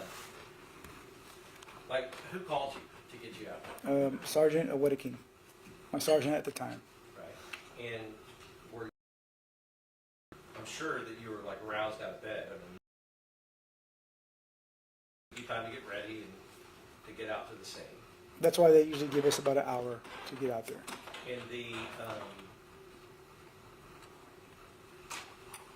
in that phone call, what information were you given about what happened? It was just like I testified earlier too, just the basic information. 3 officers involved, a woman shot. 3 officers involved, Yes, a woman shot. woman shot. Okay. So, when you arrived at the scene, did you talk to anybody else at the scene before you walked up and saw those shell casings that you talked about? Like I told you, like I said earlier, Lieutenant Paduica, Sergeant Bersenio, I might have spoke with one of the detectives from Night CID, possibly Nelson and maybe Menely. And what information did they give? It was just basic stuff. I mean, nothing. Just telling, hey, this is what happened. Kind of walk me toward the scene. Okay. But I mean, did they say where the person had been shot? And Yes. where the person had been shot from? Yes, they said the deceased individual was inside the apartment. Okay. So, because when you testified earlier, was that yesterday that you testified? Or was that today? I can't remember. It could have been today. It could have been yesterday. I'm not sure. Okay. When you testified to that, the walked up and I saw shell casings on the ground, and that caused me concern. Actually, what I said was I had questions. I Concerns. could have swore that's what I said, questions. Maybe I said concerns, but But maybe I said concern, but I believe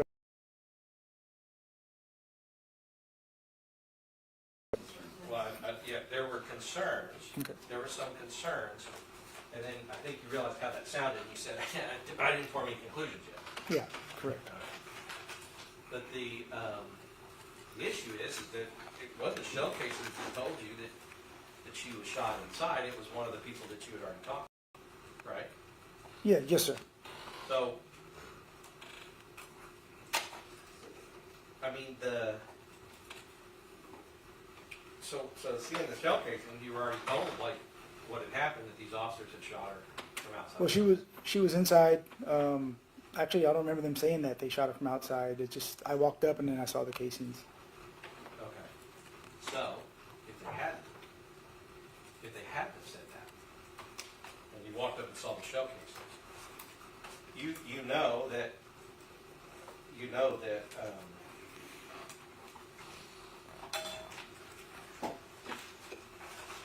did you have an idea that they were inside the house when they shot her? No, I didn't. Not at the time. Now, let's look at the second situation real quick. let's look at like let's say she's in there. She's shooting at officers. Ding, ding, right? Yes, sir. She's firing at officers. Officers shooting at her from outside to somebody inside. That wouldn't cause you any concern. No, of course not. Right. But now, you agree then that if the person who is inside the house is able and is presenting themselves as a deadly threat to the people outside of the apartment, then it is not a concern that they are shot from outside the apartment.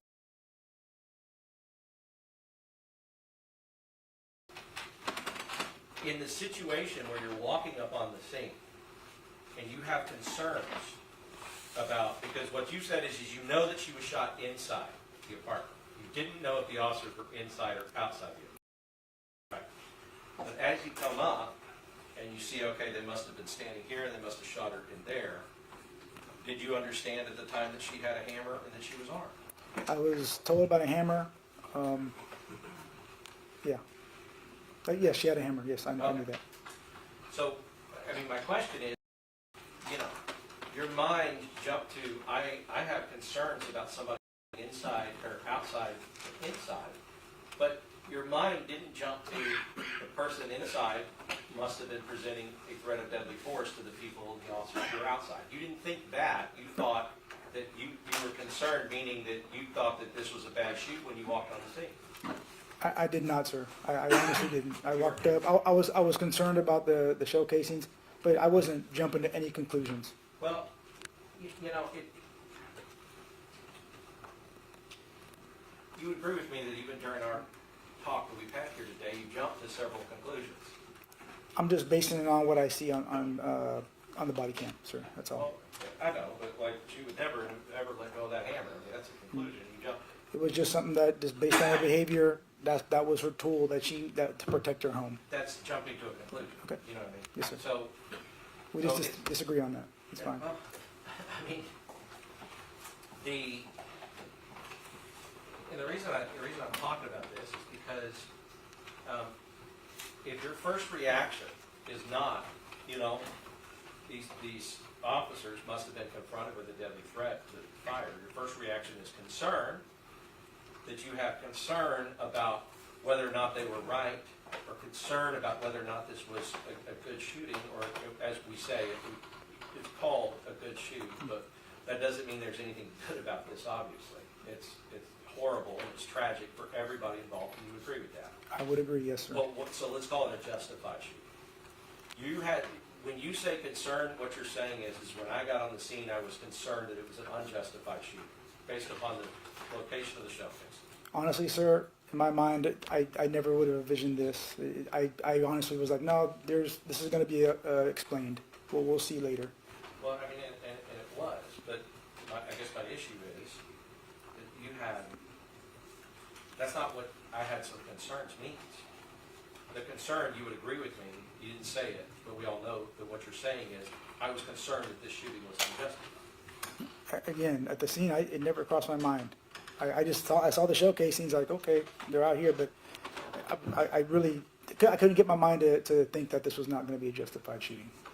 Well, but And that's just like walking up on any scene. You know, I see things, you see certain things that jump out at you, and you're okay. And you just, you know, you move on with it, and you see how everything plays out. yeah, I see what like, I understand that that's what you're trying to communicate, but you understand that what you're trying to communicate is not communicating that you had some concerns. You're really communicating now, you're testifying that you didn't have any concerns. Is it wrong to say that I saw shell casings outside the house and was just kind of thinking, man, what's going on here a little bit? Just kind of having just little things go in your head. Is that not something that as a human you're going to look at certain things and not think things? It's a suggestion that you had started to form a conclusion in your mind that would end these guys up in this chair right here before seeing and listening to all the evidence. That's what I'm saying. Whether it's wrong, I believe it's I mean, yeah, that's what you think. I'm telling you that's not what I did.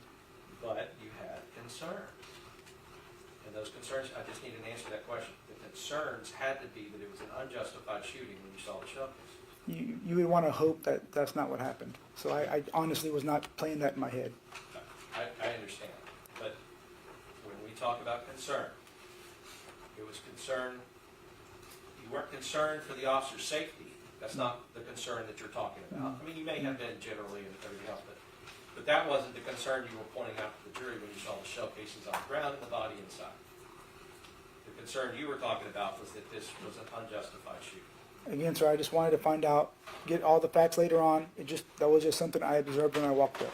And if that were the case, you would have testified yesterday that I observed shell casings on the ground, and I continued to walk into the apartment, but you didn't. You said, I observed shell casings on the ground, and I had that this was an unjustified shooting. Again, sir, at that time, I'm not going to say that. Like I said, I saw the shell casings outside, and just that was my thought process at the time.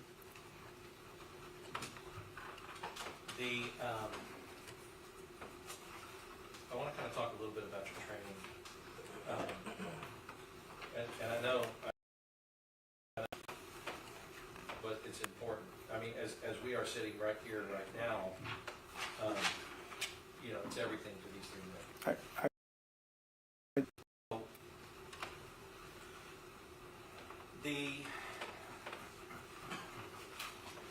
I guess I want to talk a little bit about, have you had any sort of training in, like, human factors and things like that, reactionary gap, OODA loops? Have you heard of that? Yeah, I think at the academy, I think we might have gone over stuff like that. Well, and let's kind of talk about OODA loop. An OODA loop is, it sounds funny, but it's important. It stands for, it's OODA, which is observe, orient, decide, and act. And you were taught that. Yeah, I can't remember exactly when, or if we, I can't exactly the exact details of when, but yes, sir, I'm sure that's something that went over in the academy. Sure. But what they're telling you is, or what they're training you on when they train that, observe, orient, make sure, decide, act. Right? Observe, orient, decide, act. The reason that they're training on that is because you agree that action is always quicker than reaction. Yes, sir. And what the OODA loop training would say is that an officer has to go through the OODA. They have to observe, orient, decide, and act. But the suspect only has to do one thing, which is attack the officer. Right? Correct. That's right. So any suspect that's wanting to attack an officer, they have to do it. They have to do one thing, and they have to do it quick. That's all they have to deal with. But an officer being confronted with that has to observe what's happening, has to orient themselves to it. They have to make a decision, and then they have to act on that decision. Right? Yes. And the reason that they train on that is because they're training that officers are at a time disadvantage when it comes to attacking suspects. Right? Yes. Because the suspect can come at you quickly, as we have seen, and they still have to make all of those calculations before they are able to act. So that would be a reaction to the suspect's action. You agree with that? Yes, sir. All right.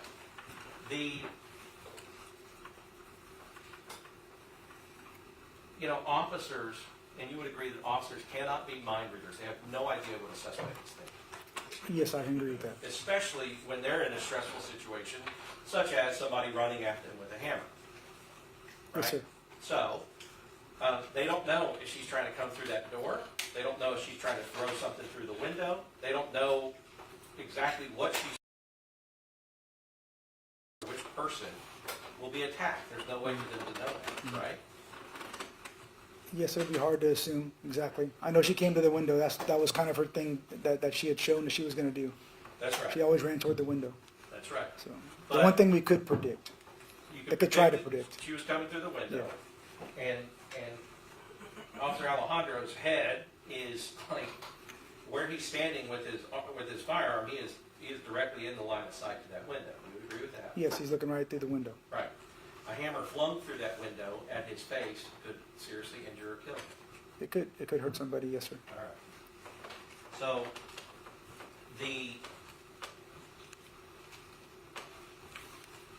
So as far as your investigation, you agree that SAPD has several forensic resources, and we've heard from them, that will help you with an officer-involved shooting to test evidence to make scientific conclusions and determinations about the nature of the evidence that you have. Yes, sir. Okay. And there was nothing stopping you from utilizing those before seeking a warrant for arrest and walking a warrant within, well, making your decision to do it within 12 hours. There's nothing stopping you from doing all that investigation first and then making a determination. Yes, sir. I could have done that. Yes, sir. Right. But what about, like, the Leica scanner? We've heard about the Leica scanner. Mhm. You're a detective. You probably use it frequently. Maybe not so frequently now, but you used to use it. Yeah, sometimes they use it, sometimes they don't. Sometimes it's not operable.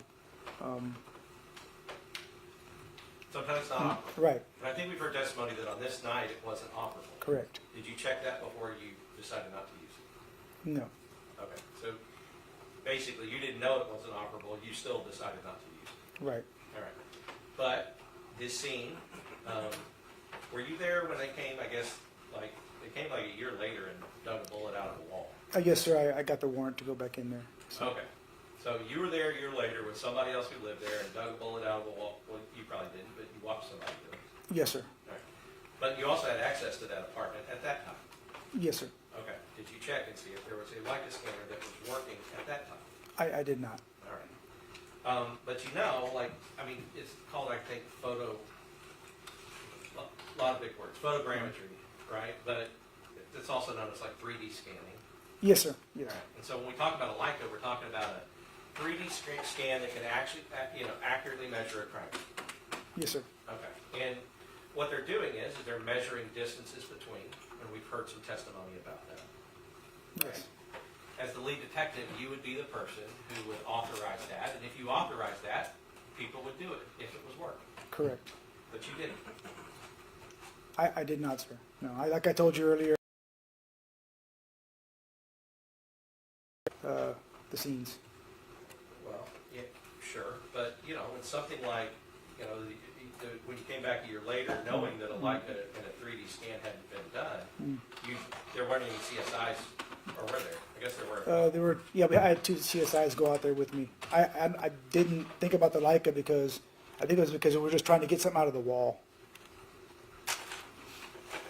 Yeah. I mean, were you trained on the fact that, and I mean, could it be that you didn't think about the Leica and you didn't direct the CSIs because that was your first officer involved shooting that you ever done? It's just yes, sir. I was still kind of new to the unit. Yes, sir. All right, and so, but you are trained that the photogrammetry can be used to accurately obtain distances and times to support the human factors, like the OODA. How much time do they have? Is it action versus reaction? How far, and all those things. Have you been trained? Objection, compound question, counsel is again testifying. Well, I was asking about his training, and I was just using examples of how 3D scanning can. All right, get to the question. Yes, sir. That's what I'm asking. Like you've been trained that photogrammetry, like 3D scanning and stuff, can be used to help with human factors. Well, it can show like measurements and stuff between objects. Yes, sir. Right, and so an expert then could take those measurements and could say, okay, I am an expert in officers involved in having to use force or deadly force. And so I can tell you that the distance between where she was at that couch, where she was at that window, and how big the porch was, how much room the officers had, all of those things would be important considerations. Yes, I sir. agree with that. And there were not any accurate measurements that were taken or any kind of 3D scanning that was taken about all of these distances. No 3D. There was, I think, of course, there was a sketch done. The sketch that was not to scale, Yeah. right? Right. It didn't show the distance in the measures, right? Correct. From different objects and the Right. couch and everything else. Now, you didn't go and ask them to do distance and measure. Even if the Leica was broken, they could still get just like Tom's holding it up, they could still get one of those, right? And Yes, sir. measure Yes, distance. sir. I did not ask. No, sir. Okay. So,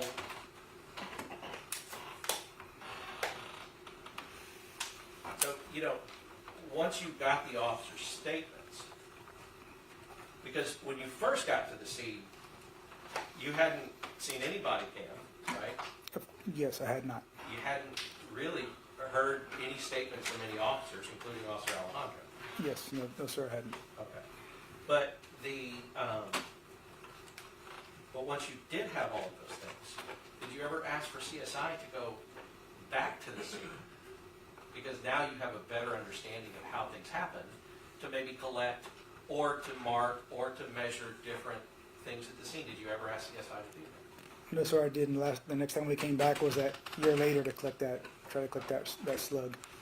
But if you had asked CSI to do that, you have every reason to believe that they would have. Yes, sir, they would have, yes. I mean, honestly, especially the CSI officer you had that night, because Yes. she's very good. Outstanding, yes, they would have done it. And she would have done an outstanding job to give us this information that we need. Yes, sir. All right.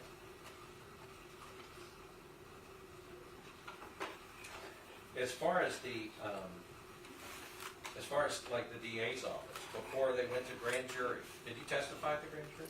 I went to I was there, Okay. yes, So you know about when that was happening? yes. Okay, but before they went to grand jury, or decided to seek indictments and decided to do all that, did they ask you to go back with a Leica scanner and get these measurements? No, sir. I guess, have you had any kind of use of force training? Just in general, just talking to the detectives that were there, they kind of trained me. When I'm brand new to the unit, the detectives would train us. But no, I didn't have any officer-involved shooting training specifically.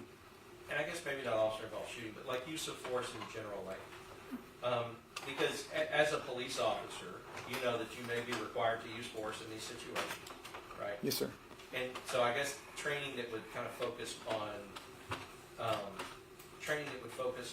when need to use force and what kind of force and force continuum and those kinds of things. Have you had that kind Yeah, of? I can't recall any specific training in that. All right, I think that you might have mentioned the 21-foot rule. You know about that rule? Yeah, I think something we went over in the academy. I think like some suspect with a knife, how fast they can get to you with the weapon. Yes, sir. Right, and what that's really connected to is that it's like if they're within that 21 feet, they can get to you before you can draw on them. Objection, again, Your Honor, counsel is testifying, there is no question here. I'll sustain. What that means is, that 21-foot rule, is that if somebody's within 21 feet, they can get to you before you draw on them, right? Objection, Question there's mark. no weapon, there's no gun, counsel is still testifying. Overruled. You see what I mean? That's what you understand that to be. Yeah, it's how quickly they can get upon somebody is what that general 21-foot rule is. And it's so quick that, it's like within the time that an officer has to draw his weapon, right? Correct. And the reason they train you on that is because they tell you, as a police officer, somebody's got a knife or a hammer, right? Any kind of weapon that they can use Correct. to hurt you. They tell you that even though within 21 feet, looks like I'm far back, Correct. they want to warn police officers that it may look far, but that's a mirage that can get to you before Yes. you can draw. Yes. And it doesn't look like you could. But you know that's a fact, and that's something that you have to watch out for and be careful of. Correct.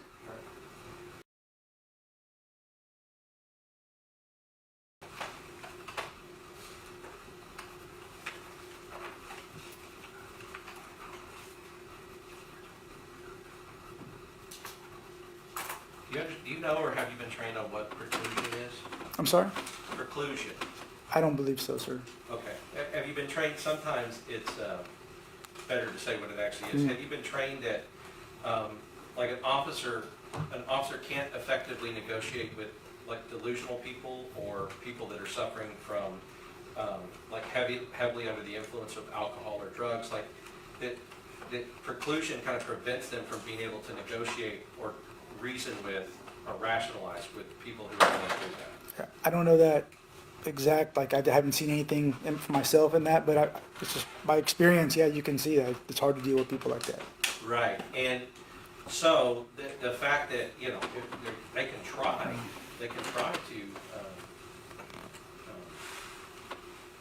try to de-escalate, and they can try to negotiate, and they can try to ask nicely and pretty please, but people who are either severely intoxicated or may have other mental illness, they could be precluded from getting to their goal because the person's not able to be reasoned with. Correct, yeah, yes, sir. And so and then the idea about, like with tasers and, chemical agents and, batons and other things that are not your duty weapon, those things cannot be used, like, well, the taser and the chemical agent, they can't be used through a window, like a closed window. We've talked about. Yes, yes, sir. Also, it's hard to use those on a person that's moving around. Yes, sir. Right, because the chances of you getting the accurate connection is difficult. Yeah, the odds go down that you'll make that double connection, yes, sir. Right. It's easier to tase a stationary person than it is to a person that's running. Yes, sir.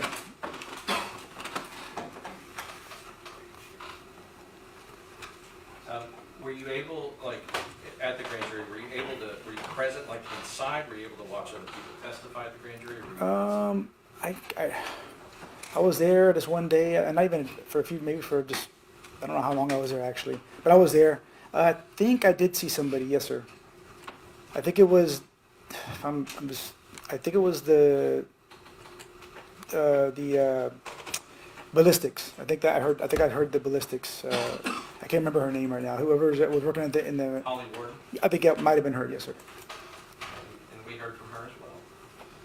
And so if you did hear from her, you heard her say that the only bullet that she could identify was the one that was inside of Ms. Pettis' body, Yes, as belonging to any gun. yes. Right. And I believe also, I want to say also the physician might have been there too. I might have heard the ME physician, maybe. I just, like I said, it's been a while, a couple years, a lot of cases. You would have heard him say that it was impossible for 3 officers to have shot her once. I don't remember if he said that, and He might not have said it. yeah, But he did say she was only shot twice, which would mean that it was impossible for 3 to have he shot might, her yeah, once. yes. Right.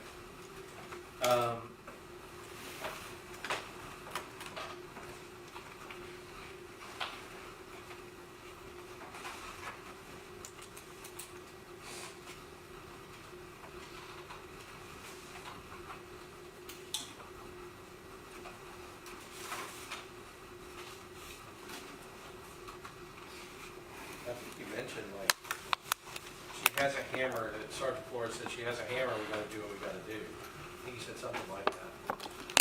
Yeah, that's what I heard him say on there. But what he's identifying is look, this is an armed suspect with a weapon, if you kill him, right? That's what he's I identifying. mean, you could take that, yeah, different ways, but that could be one way, yes, sir. She has a hammer, this is Yes, an sir. armed suspect. You could, those are She has a hammer, yes, sir. saying, which means this is an armed suspect. Yes, sir. We gotta do what we gotta do is informing, that is a way of informing his officers that, if she is presenting you with deadly force, you need to respond to them. Yes, sir. Because he wants them to go home to their family. Of course, yes. And I'm pretty sure he wants to go home to his too. Yes, I agree.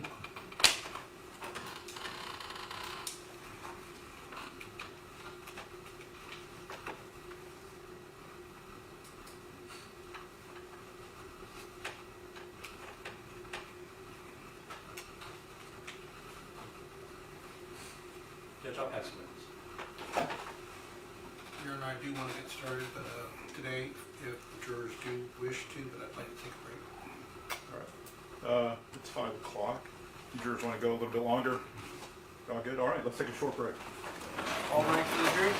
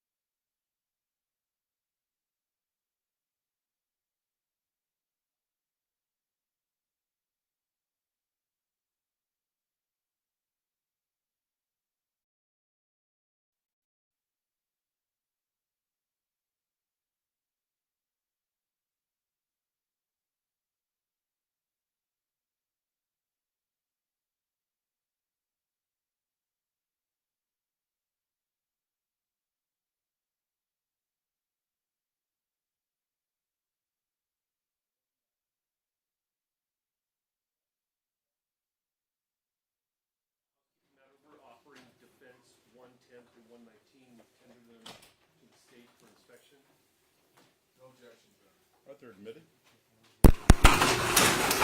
May I proceed, Your Honor? Yes. Detective Soto, I'm gonna go a little bit out of order, because I'm not sure how late we're gonna go. Okay, sir. But I'll probably revert to my normal order in the morning. Okay, sir. Would you agree with me that you failed to make a transcript of any of the body worn camera video? Yes, I did not make any notes or nothing on those. All right, so we, on the Axon body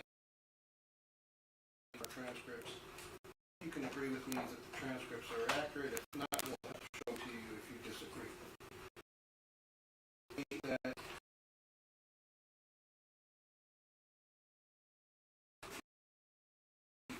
the statement, she's in the bedroom, and it's in reference to the master bedroom. He's on the side of the house. Your Honor, I'm gonna object, because this has been a long speaking.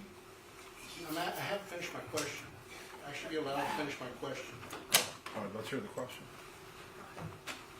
You agree that Officer Jonathan Salinas' body-worn camera depicts at 1:37:55 the statement, she's in the bedroom, correct?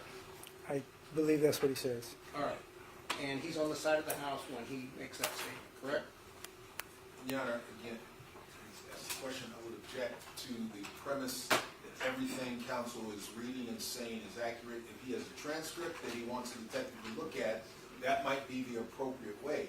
But to just give a blanket agreement He of can answer everything if out he of knows. counsel's mouth, may I He can finish? answer if he knows. He So says. let's hear the objection. And he has set it up, answer if he knows, and that's how it should be presented to the detective. All right, and I'll just instruct the detective. Only answer if you have personal knowledge. Make sure you listen to the question. If you don't know, you don't know. Okay, yes, sir. All right. If you want me to cue it up for you, I will. If you want me to cue it up for you? That'd be fine, yes, sir.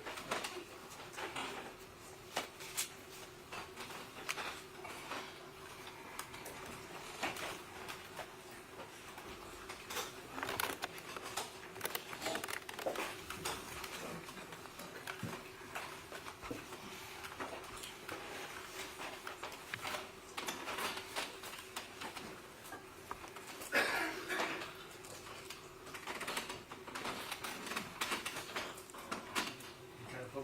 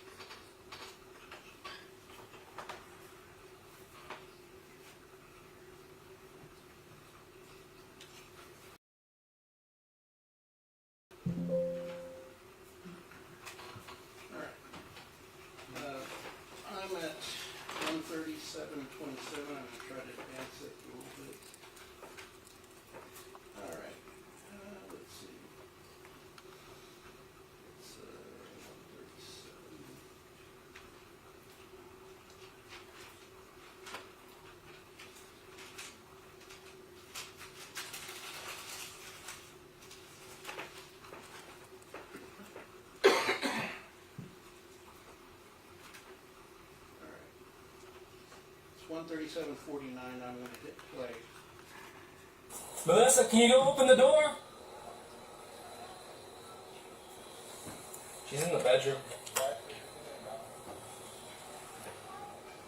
Okay. Alright, so did you hear Officer Salinas say she's in the bedroom, and did you hear Officer Rojas say shortly thereafter, yeah, I see her, she's laying down? Can you play it again one more time?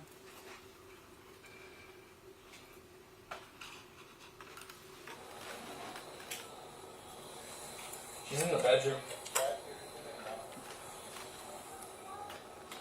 Alright, you agree that you heard Officer Jonathan Salinas say she's in the bedroom? Yes, sir.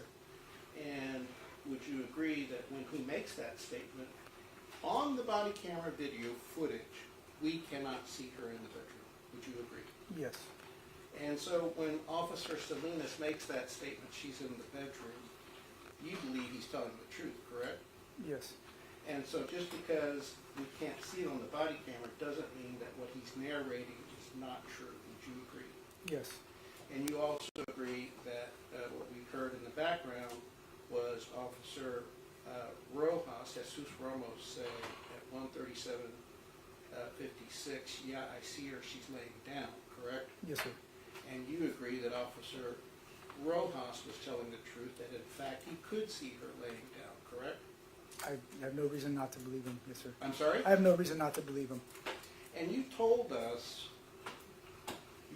jury that you reviewed all of the body worn camera, so you saw this part of the body worn camera footage, correct? Yes.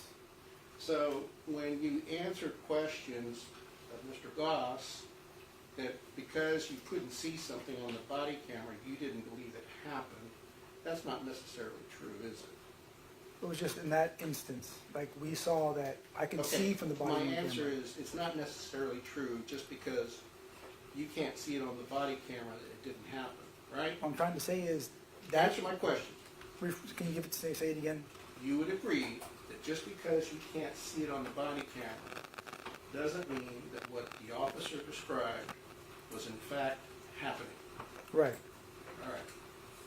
So, it's just an assumption on your part that since you could not see it on the body camera, it didn't happen, correct? I'm basing it on. Are we going talking about the other incident or just this right here? On the other incident. Right. It's your assumption. I'm just I can just from the body worn camera. It's all I have. You're assuming, correct? Yeah, that's all I have, sir. You're assuming, correct? That's all I have. That's all I'm telling you. That's all. That's Answer my only. question. That's You're the only way I assuming. can see it. One Yes, at a sir. You're time. assuming, aren't you? Yes. All right. And an assumption isn't enough proof for probable cause, correct? I'm going by what I can see on the footage, sir. All right. Now, would you agree with me that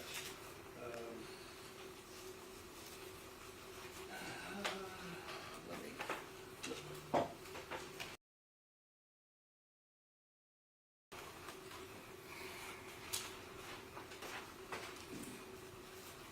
you remember that you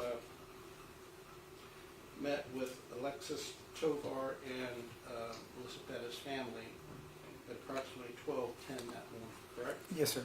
And you recorded it on body camera, correct? Yes, sir. And you didn't make a transcript of it, did you? No. You agree that you were told, that you told the family you don't know what happened. You agree you told them. This is a matter that is not in evidence. All right, let me make a copy of it.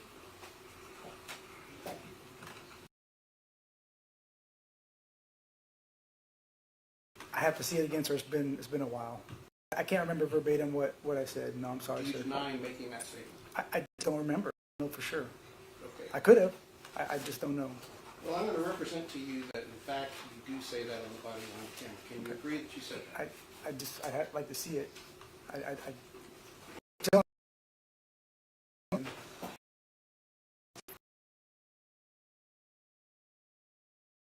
Ms. Tovar told you at 12:14:06 that Melissa Perez was having hallucinations. Objection, hearsay, Judge. It's the question of whether she told him that information. It's not hearsay. Overrule. You agree she told you that? Mr. Fuentes, I actually just don't remember the exact conversation. I might have said that, or she might have said that, but it's been a while. That would be Video, good. we'll play it if you doubt me. But I just want to ask now if you recall that being said. Ask that answer, John. I'll sustain. All right, so would you agree with me that after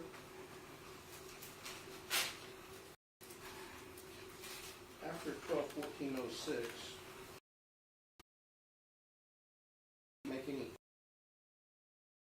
Melissa Perez's psychiatric records, correct? Yes, I did not. I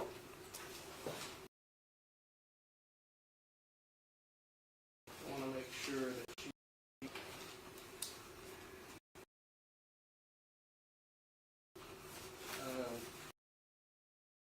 efforts to get records of her emergency detentions,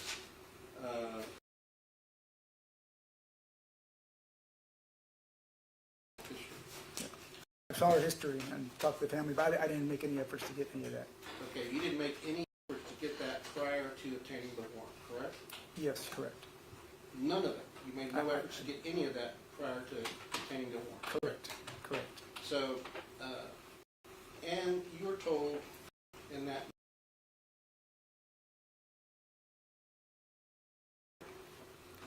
I don't know exactly what was said. Like I said, I want to see it again, but I think that might have been something that was mentioned by the family.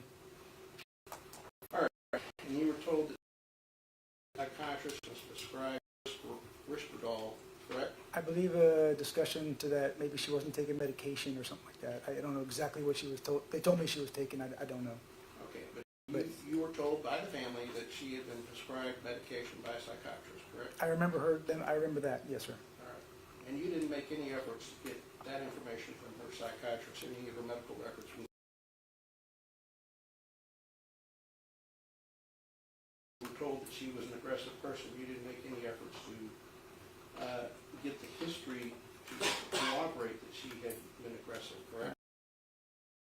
And did you make any efforts to obtain, before getting the warrant, prior key cards where officers were called on Melissa Perez? I might have looked at stuff, but I did not, sir. No. Did you obtain the key card of May 20th, 2022, where she threatened the complex? No, sir. All right. You would agree that that would be important to know when deciding whether or not the officers needed to make entry to protect Mr. Santos de la Rosa. Do that, did you? I did not, sir. All right, and you would agree with me that at 12/18/41, you were told by the family that she was using methamphetamines, correct? I do recall that, yes, sir. And you didn't get any information prior to presenting this case to the magistrate judge, the warrant, that she was a meth user, correct? Correct. All right, and you would agree with me, one of the family members told you that she had a homeless man with her, correct? I don't remember for sure, but obviously there was a homeless person living there, yes, sir. All right, and they had asked questions about the homeless man at 12/27/40. Did she hurt him? They asked that question, right? They might have, yes, sir, they might have. All right, and they told you that neighbors had called concerned about Melissa's own safety because she was bringing strange men into the house Judge, from the I'm street. going to object this to hearsay, and again, the object not in evidence. Well, it goes to whether or not, I promise we'll connect it up tomorrow. We'll introduce the video. Okay, you can get tomorrow. You were told that, right? Object, Your Honor, he just said he's going to act it up tomorrow, counsel's going back to same question. I'll sustain. All right.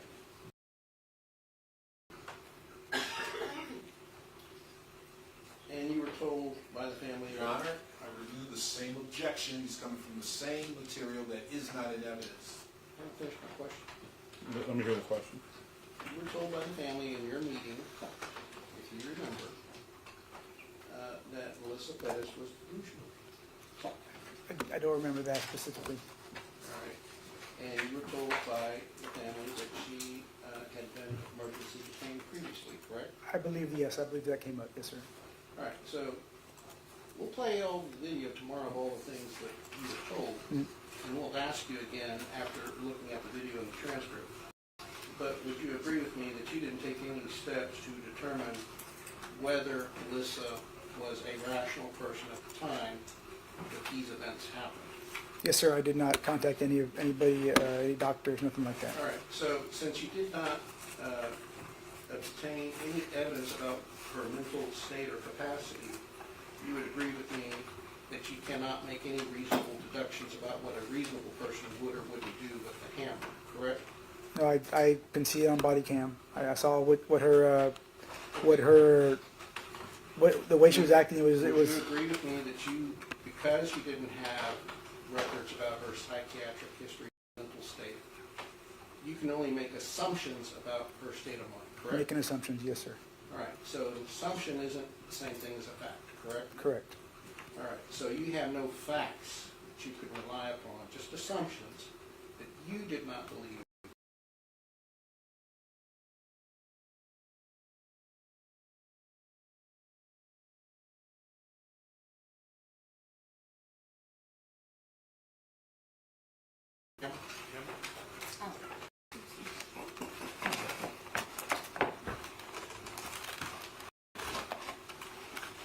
Now, would you agree with me that the video of Travis Thompson shows that Melissa Perez was actually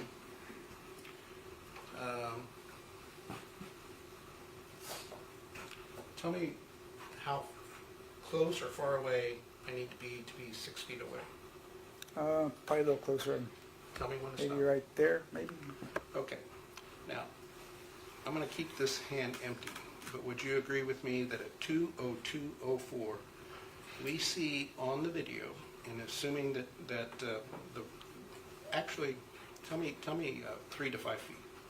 Do I 3 to need 5 get- feet? Yeah. Do I need Oh, to get? yeah, you need to get closer. You said. Okay. Maybe right there. Okay. Yeah. So, you would agree with me that we see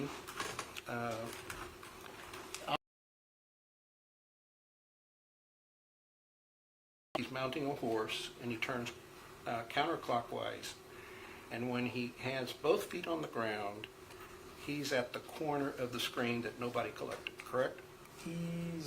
I can't remember exactly, but yeah, he's right there in the corner, right in the corner of the railing, I think, right there. He's in front of the window, isn't he? He's to the right of the window, yes, sir. He's in front of the window, isn't he? He's to the right, if I recall. Well, he's in...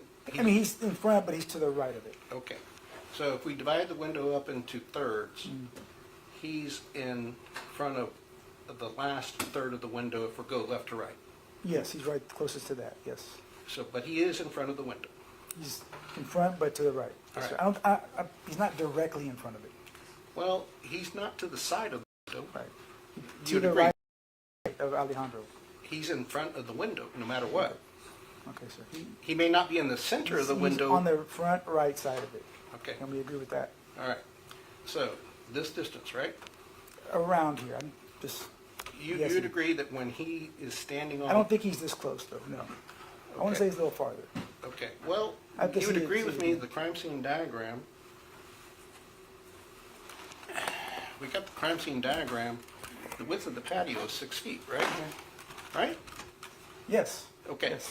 so he can't be more than 6 feet, and he can't be on the rail, which is 6 feet, so at a minimum, he's 5 feet away from the window, wouldn't you agree? Yeah, about right there. That's what I'm picturing him, right in this area, right there. Okay, you're pointing to what? In this area, right here. As he crosses over. Okay, in you're this area. pointing to 20, and would you agree with me that by pointing to 20, that's to the side of the window? He's more where the O is for patio. No, I don't think so. Unless I'm just Okay, mistaken. all right. Yeah. So if, in fact, he's standing where the O in patio is, then your perception and recollection of the video is wrong. Wouldn't you agree? No, I wouldn't agree. I just would have to see it again, I guess. I've Okay. seen a lot of videos. Okay, so you don't remember where he was standing, do you? I'm thinking it's right there because Alejandro's right here. He's right to the right of him. Okay, you think that when he clears the patio, In this area, yes, sir. okay, I'm just going by just memory from the videos. Okay. Right? That's all. all right. I'm not trying to give you a hard time. I promise. Oh, I'm glad Yeah. you're pointing incorrectly Okay. to 20, Okay. because we're going to show you that you're wrong. Okay. So, but you're saying that he was standing where 20 is. That's what I believe, yes, sir. All right, so would you agree that if he was standing where 20 is, he's not standing in front of the window? Yeah, because this is the window here. Okay, And so, this is the wall. so by what you're saying now, you admit that you were, and he was at 20. Well, this is to the right of the window, sir. That's Okay. what I was trying to tell you. That's the way I recollect it. Wait a minute.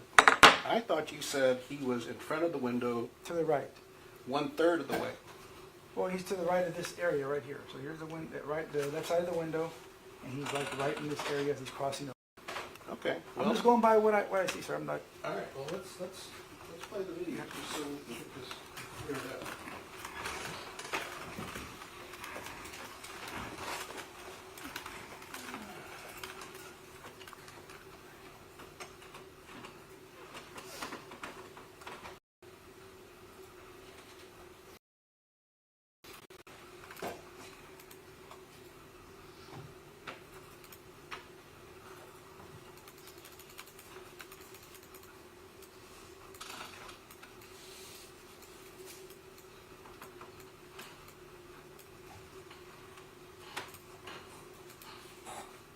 I need to go listen up, see if I have a copy of it.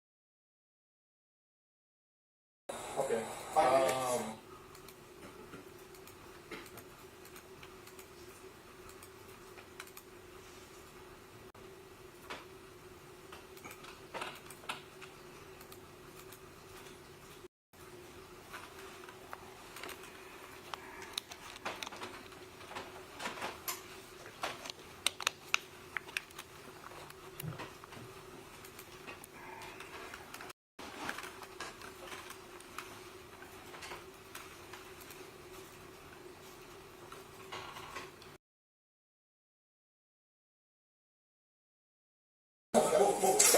Okay, so I've stopped this at 2:02:03. This is Alfred Flores' video. The person that has just gone over and is standing is Nathaniel Villalobos, correct? Yes, sir. He's not even standing where you indicated the 20 is he? Where he's at, it looks like it would be around 20, possibly. To the left of 20, right? Yeah, right in that. Yeah, Okay, pretty close. all right, so let's play a little bit more.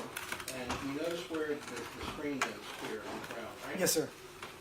Okay, you see where the cursor is, where it's in the bottom corner closest to the railing on the right side, What was that again? Say it again. The temperature you said? where the cursor is. Oh, the cursor. Right there, the corner, right there. Yes. Yes, sir. You see that right corner closest to the railing? Yes. All right, I want you to focus on that.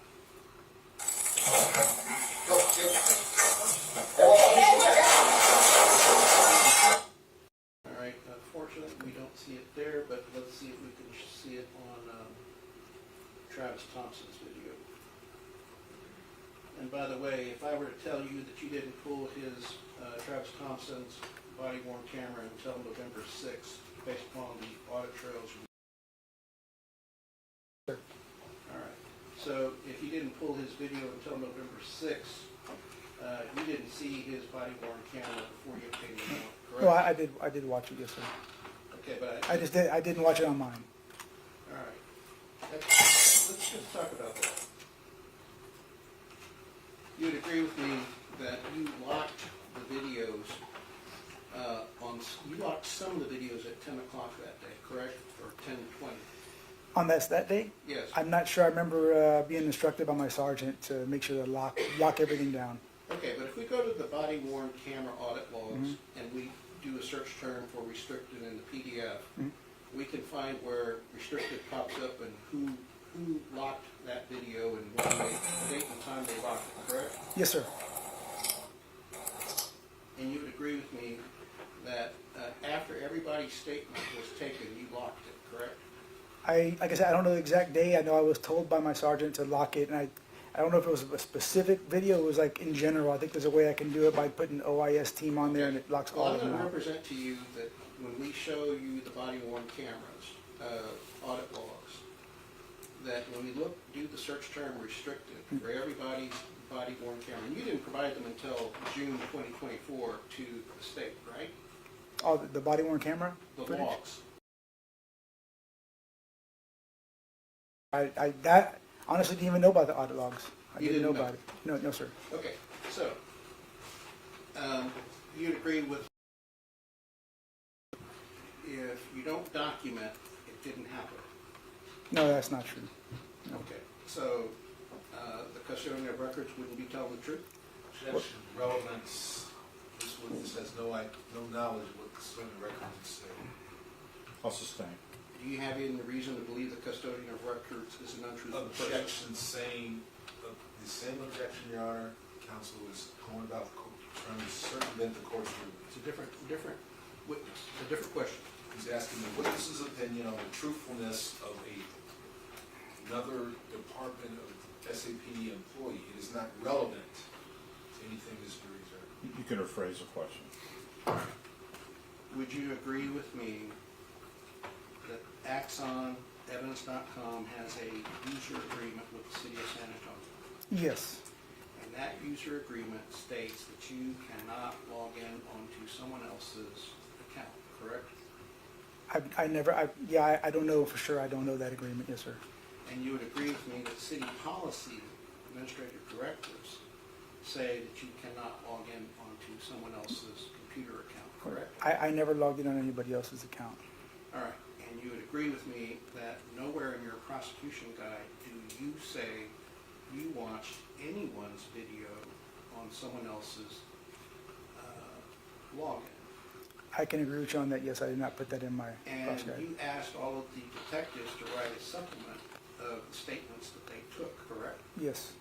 And you would agree with me that none of the detectives said in their statements that, in their supplements, that they watched body-worn cameras with you. No. Yes, I can agree with that. Yes. All right, and you would agree with me that the Axon system has what's called multi-cam capabilities, correct? Yes. And you know what multi-cam capabilities is, I right? don't.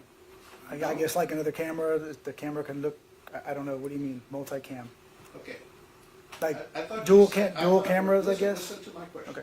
I thought you said you understood what multi-cam view was. Am I mistaken? Can you explain it to me? I don't know. I'm sorry.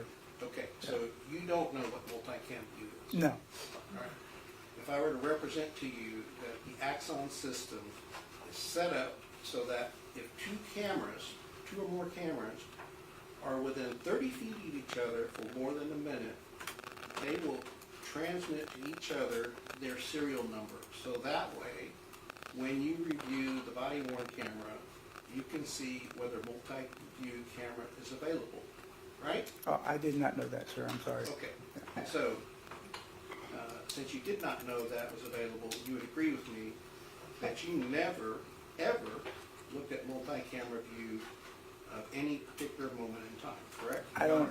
The witness testified he did not know what it meant. He can't answer that question as counsel is asked it. He may have done it, he didn't know it. Well, he can answer it if he knows. And if you don't know, just say you don't know. I don't know, sir. Okay, if you had viewed multi-camera view, or had you had another detective viewed multi-camera view, you would agree that all of those body cameras would have populated on their user audit trails that this camera, and this camera, and this camera, and this camera were viewed within a minute of each other. And object again, Your Honor, as counsel has even explained the multi-camera view, it depends on the distance of the individual body cameras. He said he doesn't know the term, and what it means, he can't reasonably answer. This is not a legal objection. He Okay. can answer if he knows. Only answer if you know. If you don't know, just say. I don't know, sir. Okay, would you agree with me that when we take a look at the body cameras in this case, that we see that several officers are within 30 feet of each other for more than a minute? Yes, right, Yes. yes. And so if that capability existed, where if cameras are within 30 feet of each other for more than a minute, there were several opportunities to see multi-camera view, correct? I'm still confused about the multi-camera thing, sir. I'm sorry. Okay. I just don't know. So the first time that whacked Jonathan Salinas at 140, 51 or so, you did not look at multi-camera view for Jonathan Salinas, Robert Ramos, or Jesus Rojas, correct? I just don't know. I'm still confused about the multi-camera. I don't know what it is. View, I don't know what that is. Did you look at all three of those body cameras at 141 or 140, 51 for that incident? Yes, yes, Okay, so you know that she swung the hammer twice, right? yes. She did swing it. Yes, And you know that Rojas yelled, "Watch out, watch out, watch out," correct? yes, And you know that based upon Jonathan Salinas' reaction to "watch out, watch out, watch out, hey," that only because Rojas gave that warning, he was able to move away from being struck by the hammer, correct? I think he saw her. I think he saw her. Okay. You did not ask that question, did you? No, That's I'm not in I'm his- assuming That's he not saw in his her. statement, is it? I had to look at it again. I can't tell you off the top of my head, sir. I'm sorry. Okay, so you're just guessing. Well, I just told you I'd have to see a statement again. There's a lot of information, a lot of cases in between then and now. Okay. I'm sorry. So, but you said you viewed all the body cameras beforehand, correct? Yes. You reviewed your prosecution guide before you testified today, correct? Yeah, I've looked at it. Yes, sir. This witness statement before you testified today, correct? Yes, but I still can't remember everything in it. Yes, All right. So, had you written that in your report that he saw it, you would remember that, right? If I put it in the report, I don't know. Can you look at your prosecution guide and Yes, tell sir. us whether he says he saw her coming? For Salinas? Yes. Okay.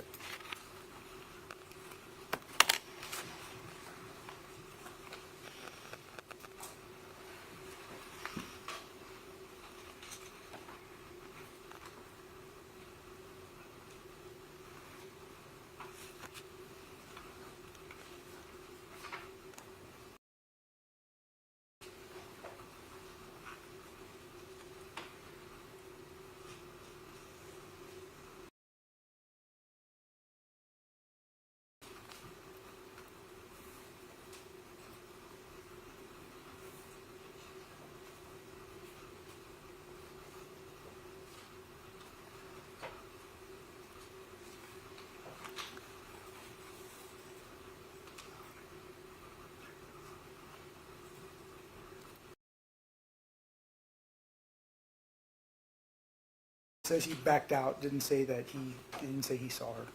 Okay, so can you agree with me that since you did not document that he made the statement, that he saw that, he never made that statement?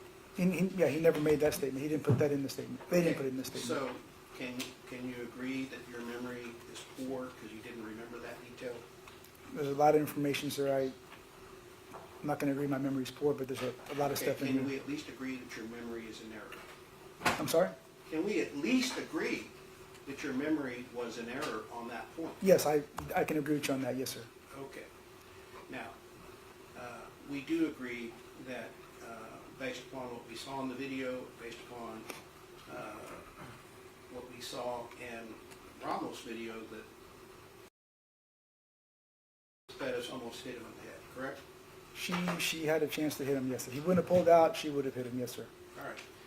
And you would agree with me that totality of the circumstances is something that you as an investigator, determining whether or not someone was justified should address the totality of the circumstances, correct? Yes, sir.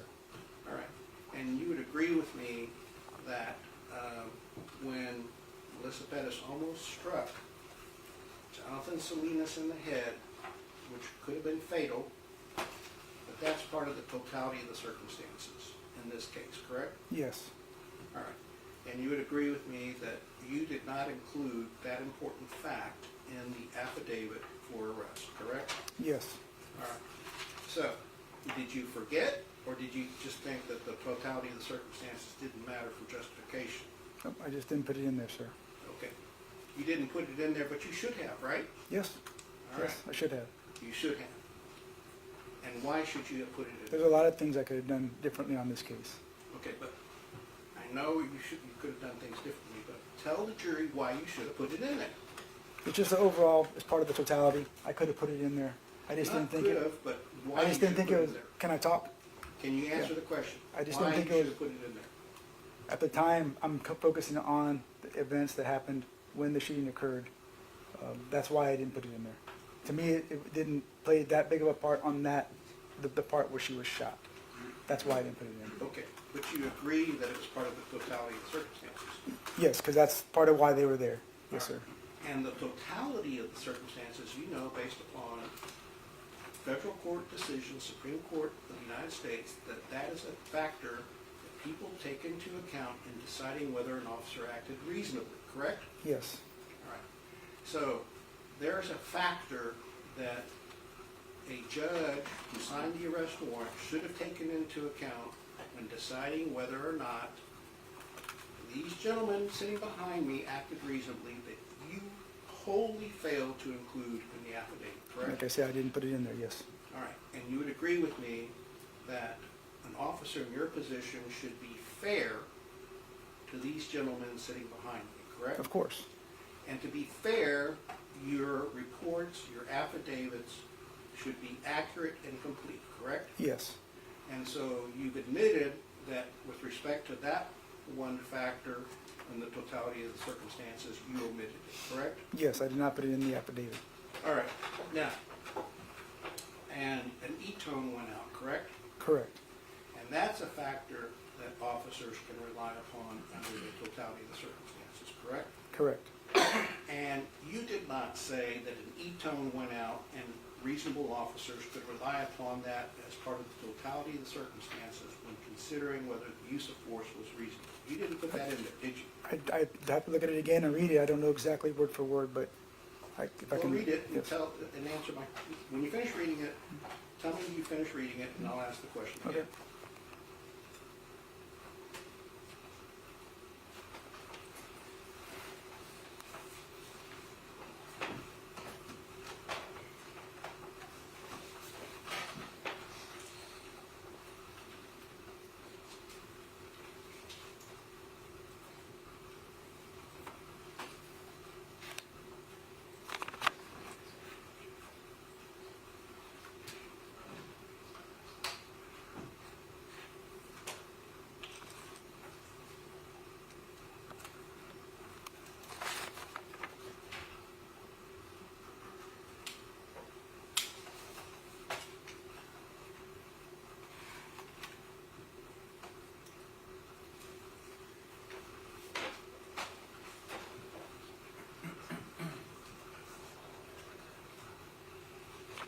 Yes, sir. I just talked about the assault on Salinas, but I did not put the E-tone in there.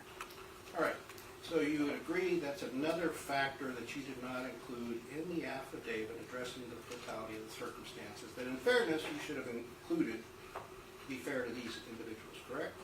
I just didn't think it was relevant to my affidavit at the time. I know that you're saying now that you didn't think it was relevant, but you agree that it is relevant to the totality of the circumstances, correct? No, sir, I don't on that one. No. Okay. There was an officer. They got assaulted. He gets on the radio. He has him at gunpoint. Of course, the officers they're going to come. They're going to come to his aid. Okay. I didn't think it would be relevant for me to say, oh, there was an E-tone. All right, what is an E-tone? When is an E-tone authorized? It's for kind of robberies, anything like that, a major event, and then officers get alerted. It comes over the radio, and they go to the. All right, wouldn't you agree that an E-tone per the general manual says that it is appropriate when there's a threat of imminent danger or injury, serious bodily injury or death to an officer? That's Yes. an appropriate E-tone? Yes, sir. All right. So, you would agree with me that if Officer Jonathan Salinas was E-toned by the dispatcher, that's something these officers sitting behind me could rely upon under the totality of the circumstances. Yes, that's why they went there. Yes, sir. All right. But you did not include that in the affidavit for their arrest, did you? No, sir. All right. And you would agree with me that what in fact Jonathan Salinas said on the radio was, "I have one at gunpoint. She has a hammer." Yes, I did hear that. And that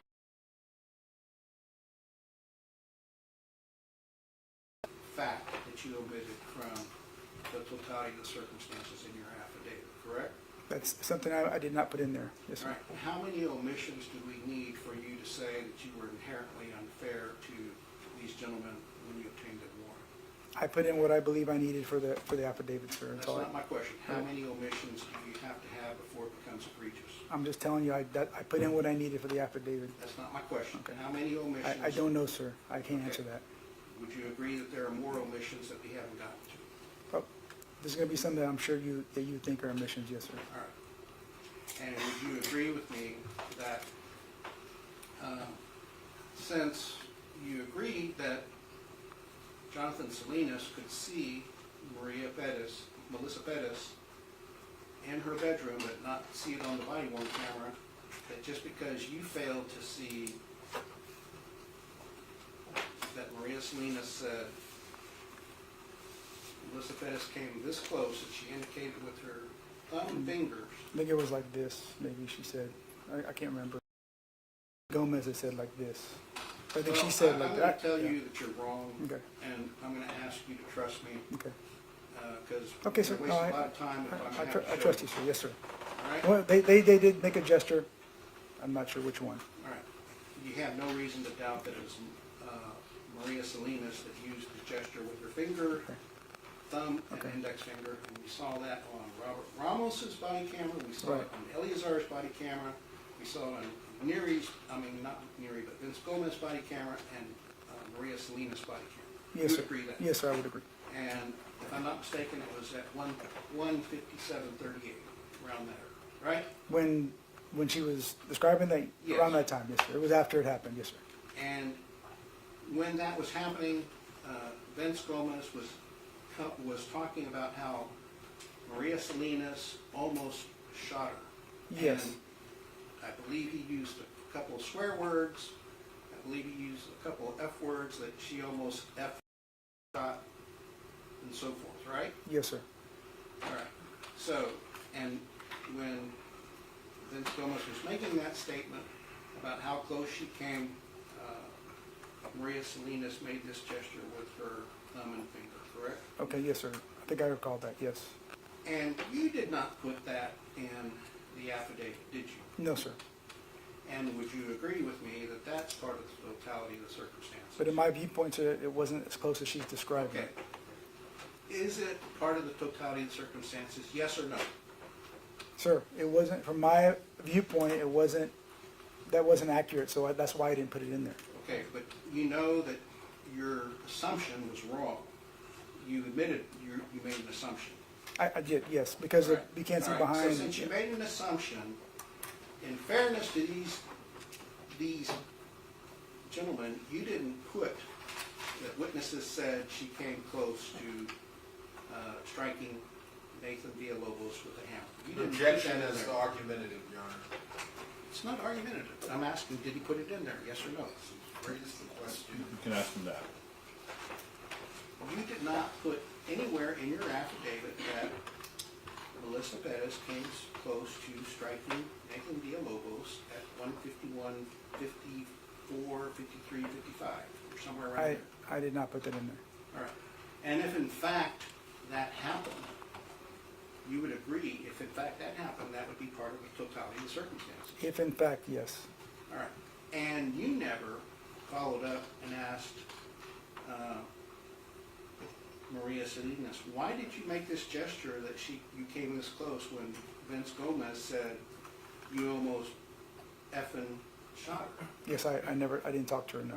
Okay, but you're the lead investigator, right? Yes, sir, yes, she gave a statement, yes, sir. And if you're the lead investigator, and if we believe what you're saying, that you saw all the body worn camera videos, if we believe that, then you should have asked that question, shouldn't you? But I did not have a chance to talk to her, no, sir. I relied on the detective. Okay, that's not my question. Talk to her. My question is, if you had seen that video as you claim, you should have asked her that question for clarification, right? I could have, yes, sir. You should have, not could have, Could you should have. but I didn't. You should Yes, have, sir. yes? Yes, sir. I did not ask her that. So you should have, yes. I'm not gonna say I should have. I did not. Okay, so if the jury believes you should have, then you're not willing to admit that you made a mistake, are you? Objection, Your Honor. Again, by definition, he's evading the province of the jury. They decide what they believe or not. It's improper to ask this witness that question is phrased. I'll sustain. All right. So, where did you learn that you can exclude information that you don't think is credible? I didn't learn that anywhere, sir. I just put in what I thought was relevant to the affidavit. Okay, so no one has told you to exclude what you don't think is relevant, right? No, sir. All right, you would agree with me that the San Antonio Police Department teaches that any exculpatory information should be included in an investigation, correct? Yes. All right. And so whether something's exculpatory is not for you to decide, it's for a jury to decide, correct? Can you repeat that question? You know what exculpatory is, right? Can you tell me? Can you give me the definition? Okay, can you explain exculpatory? No. Okay, so you don't know what exculpatory means? Right now, I don't. I'm telling you right now. You can All just. right, so exculpatory evidence is information that tends to show that someone's innocent or justified. Okay. You understand Yes, that? sir. Yes, sir. You would agree with me that you should include in your investigative report whether someone believes they were justified and why. Yes. All right, you didn't include the exculpatory information that Maria Salinas said that Melissa Perez came this close to striking. I did not, sir. Yeah. All right, and you would agree with me that no one has told you to exclude that just because you don't believe it. No, I was not. No one's told me that. No. All right, and so you agree that whether you believe it or not, you should include exculpatory evidence, correct? Yes. All right, so even though you should have included it, you did not, correct? I did not, sir. No. And you would agree with me that that goes to the totality of the circumstances? It's part of the totality, yes, sir. How they got there. And you did not include another example, but exculpatory evidence, totality of the circumstances, correct? Well, you're talking about yes, of hers, yes. All right. What she said. I did not think it was relevant to my affidavit. No, sir. All right, so Vince Gomez showed Andrew Lamb and Ricardo Neri that Melissa Perez came this close and he shook his hands in front of his face, palms apart about 5 to 7 inches, correct? Yes. All right, and you never asked him what he based that perception upon, did you? No, sir. All right, and you could have done so, correct? Yes, sir. And you did not include that in your prosecution guide, you did not include that in your affidavit for arrest? did you? Correct. Correct, sir. I did not. And you would agree that when Maria Salinas made the statement that Melissa Perez came this close, that was said to Eleazar Alejandro, correct? Yes. And you would agree that fellow officers can rely upon information relayed to them because people are required to relay information in times of danger to their fellow officers, correct? Of course. Yes, sir. And so Eleazar Alejandro could have relied upon that properly in deciding under the totality of circumstances whether Melissa Perez was a danger at the time that she swung the hammer at 2:02:07. Yes, correct? another officer tells him he can rely on that. Yes. All right. And you did not include that anywhere in the affidavit, that information that under the totality of the circumstances would have caused him to believe that, he believed that officer, or actually Sergeant Alfred Flores, was in danger of serious bodily injury or death. I You did didn't not, include that in your I did not affidavit? include it, no, sir. All right. And you would agree that that's part of the totality of the circumstances? Yes, it would be. And you agree that you should have included that in your affidavit? I didn't include it because after watching video, that's not Okay, an well, accurate That's not my depiction. question. You should have included that in your affidavit, correct? But why would I put that in if I'm looking at it and it doesn't, it's not really, in my view, what happened? It's, you know, yeah, they think that, but as we can see, that's not how close they were. All right, so we can, 6 o'clock, and I don't know if you want us to continue on, but I can show you on a video in the morning that in fact, when the hammer hit the window at 2:02:07, that the back of Alfred Flores's head was 3 to 5 feet away. And we'll discuss that tomorrow morning. Yes, sir. All right, members of the jury, it's a good time to break. It's 6:04. Tomorrow, we're gonna go 8 to noon. That way you have your schedule, 8 to noon. We'll be done by noon, but try to please be here by 8. Thursday, I anticipate 10:30 through the end of the day. All right, we'll see you tomorrow at 8. All right, for the jury.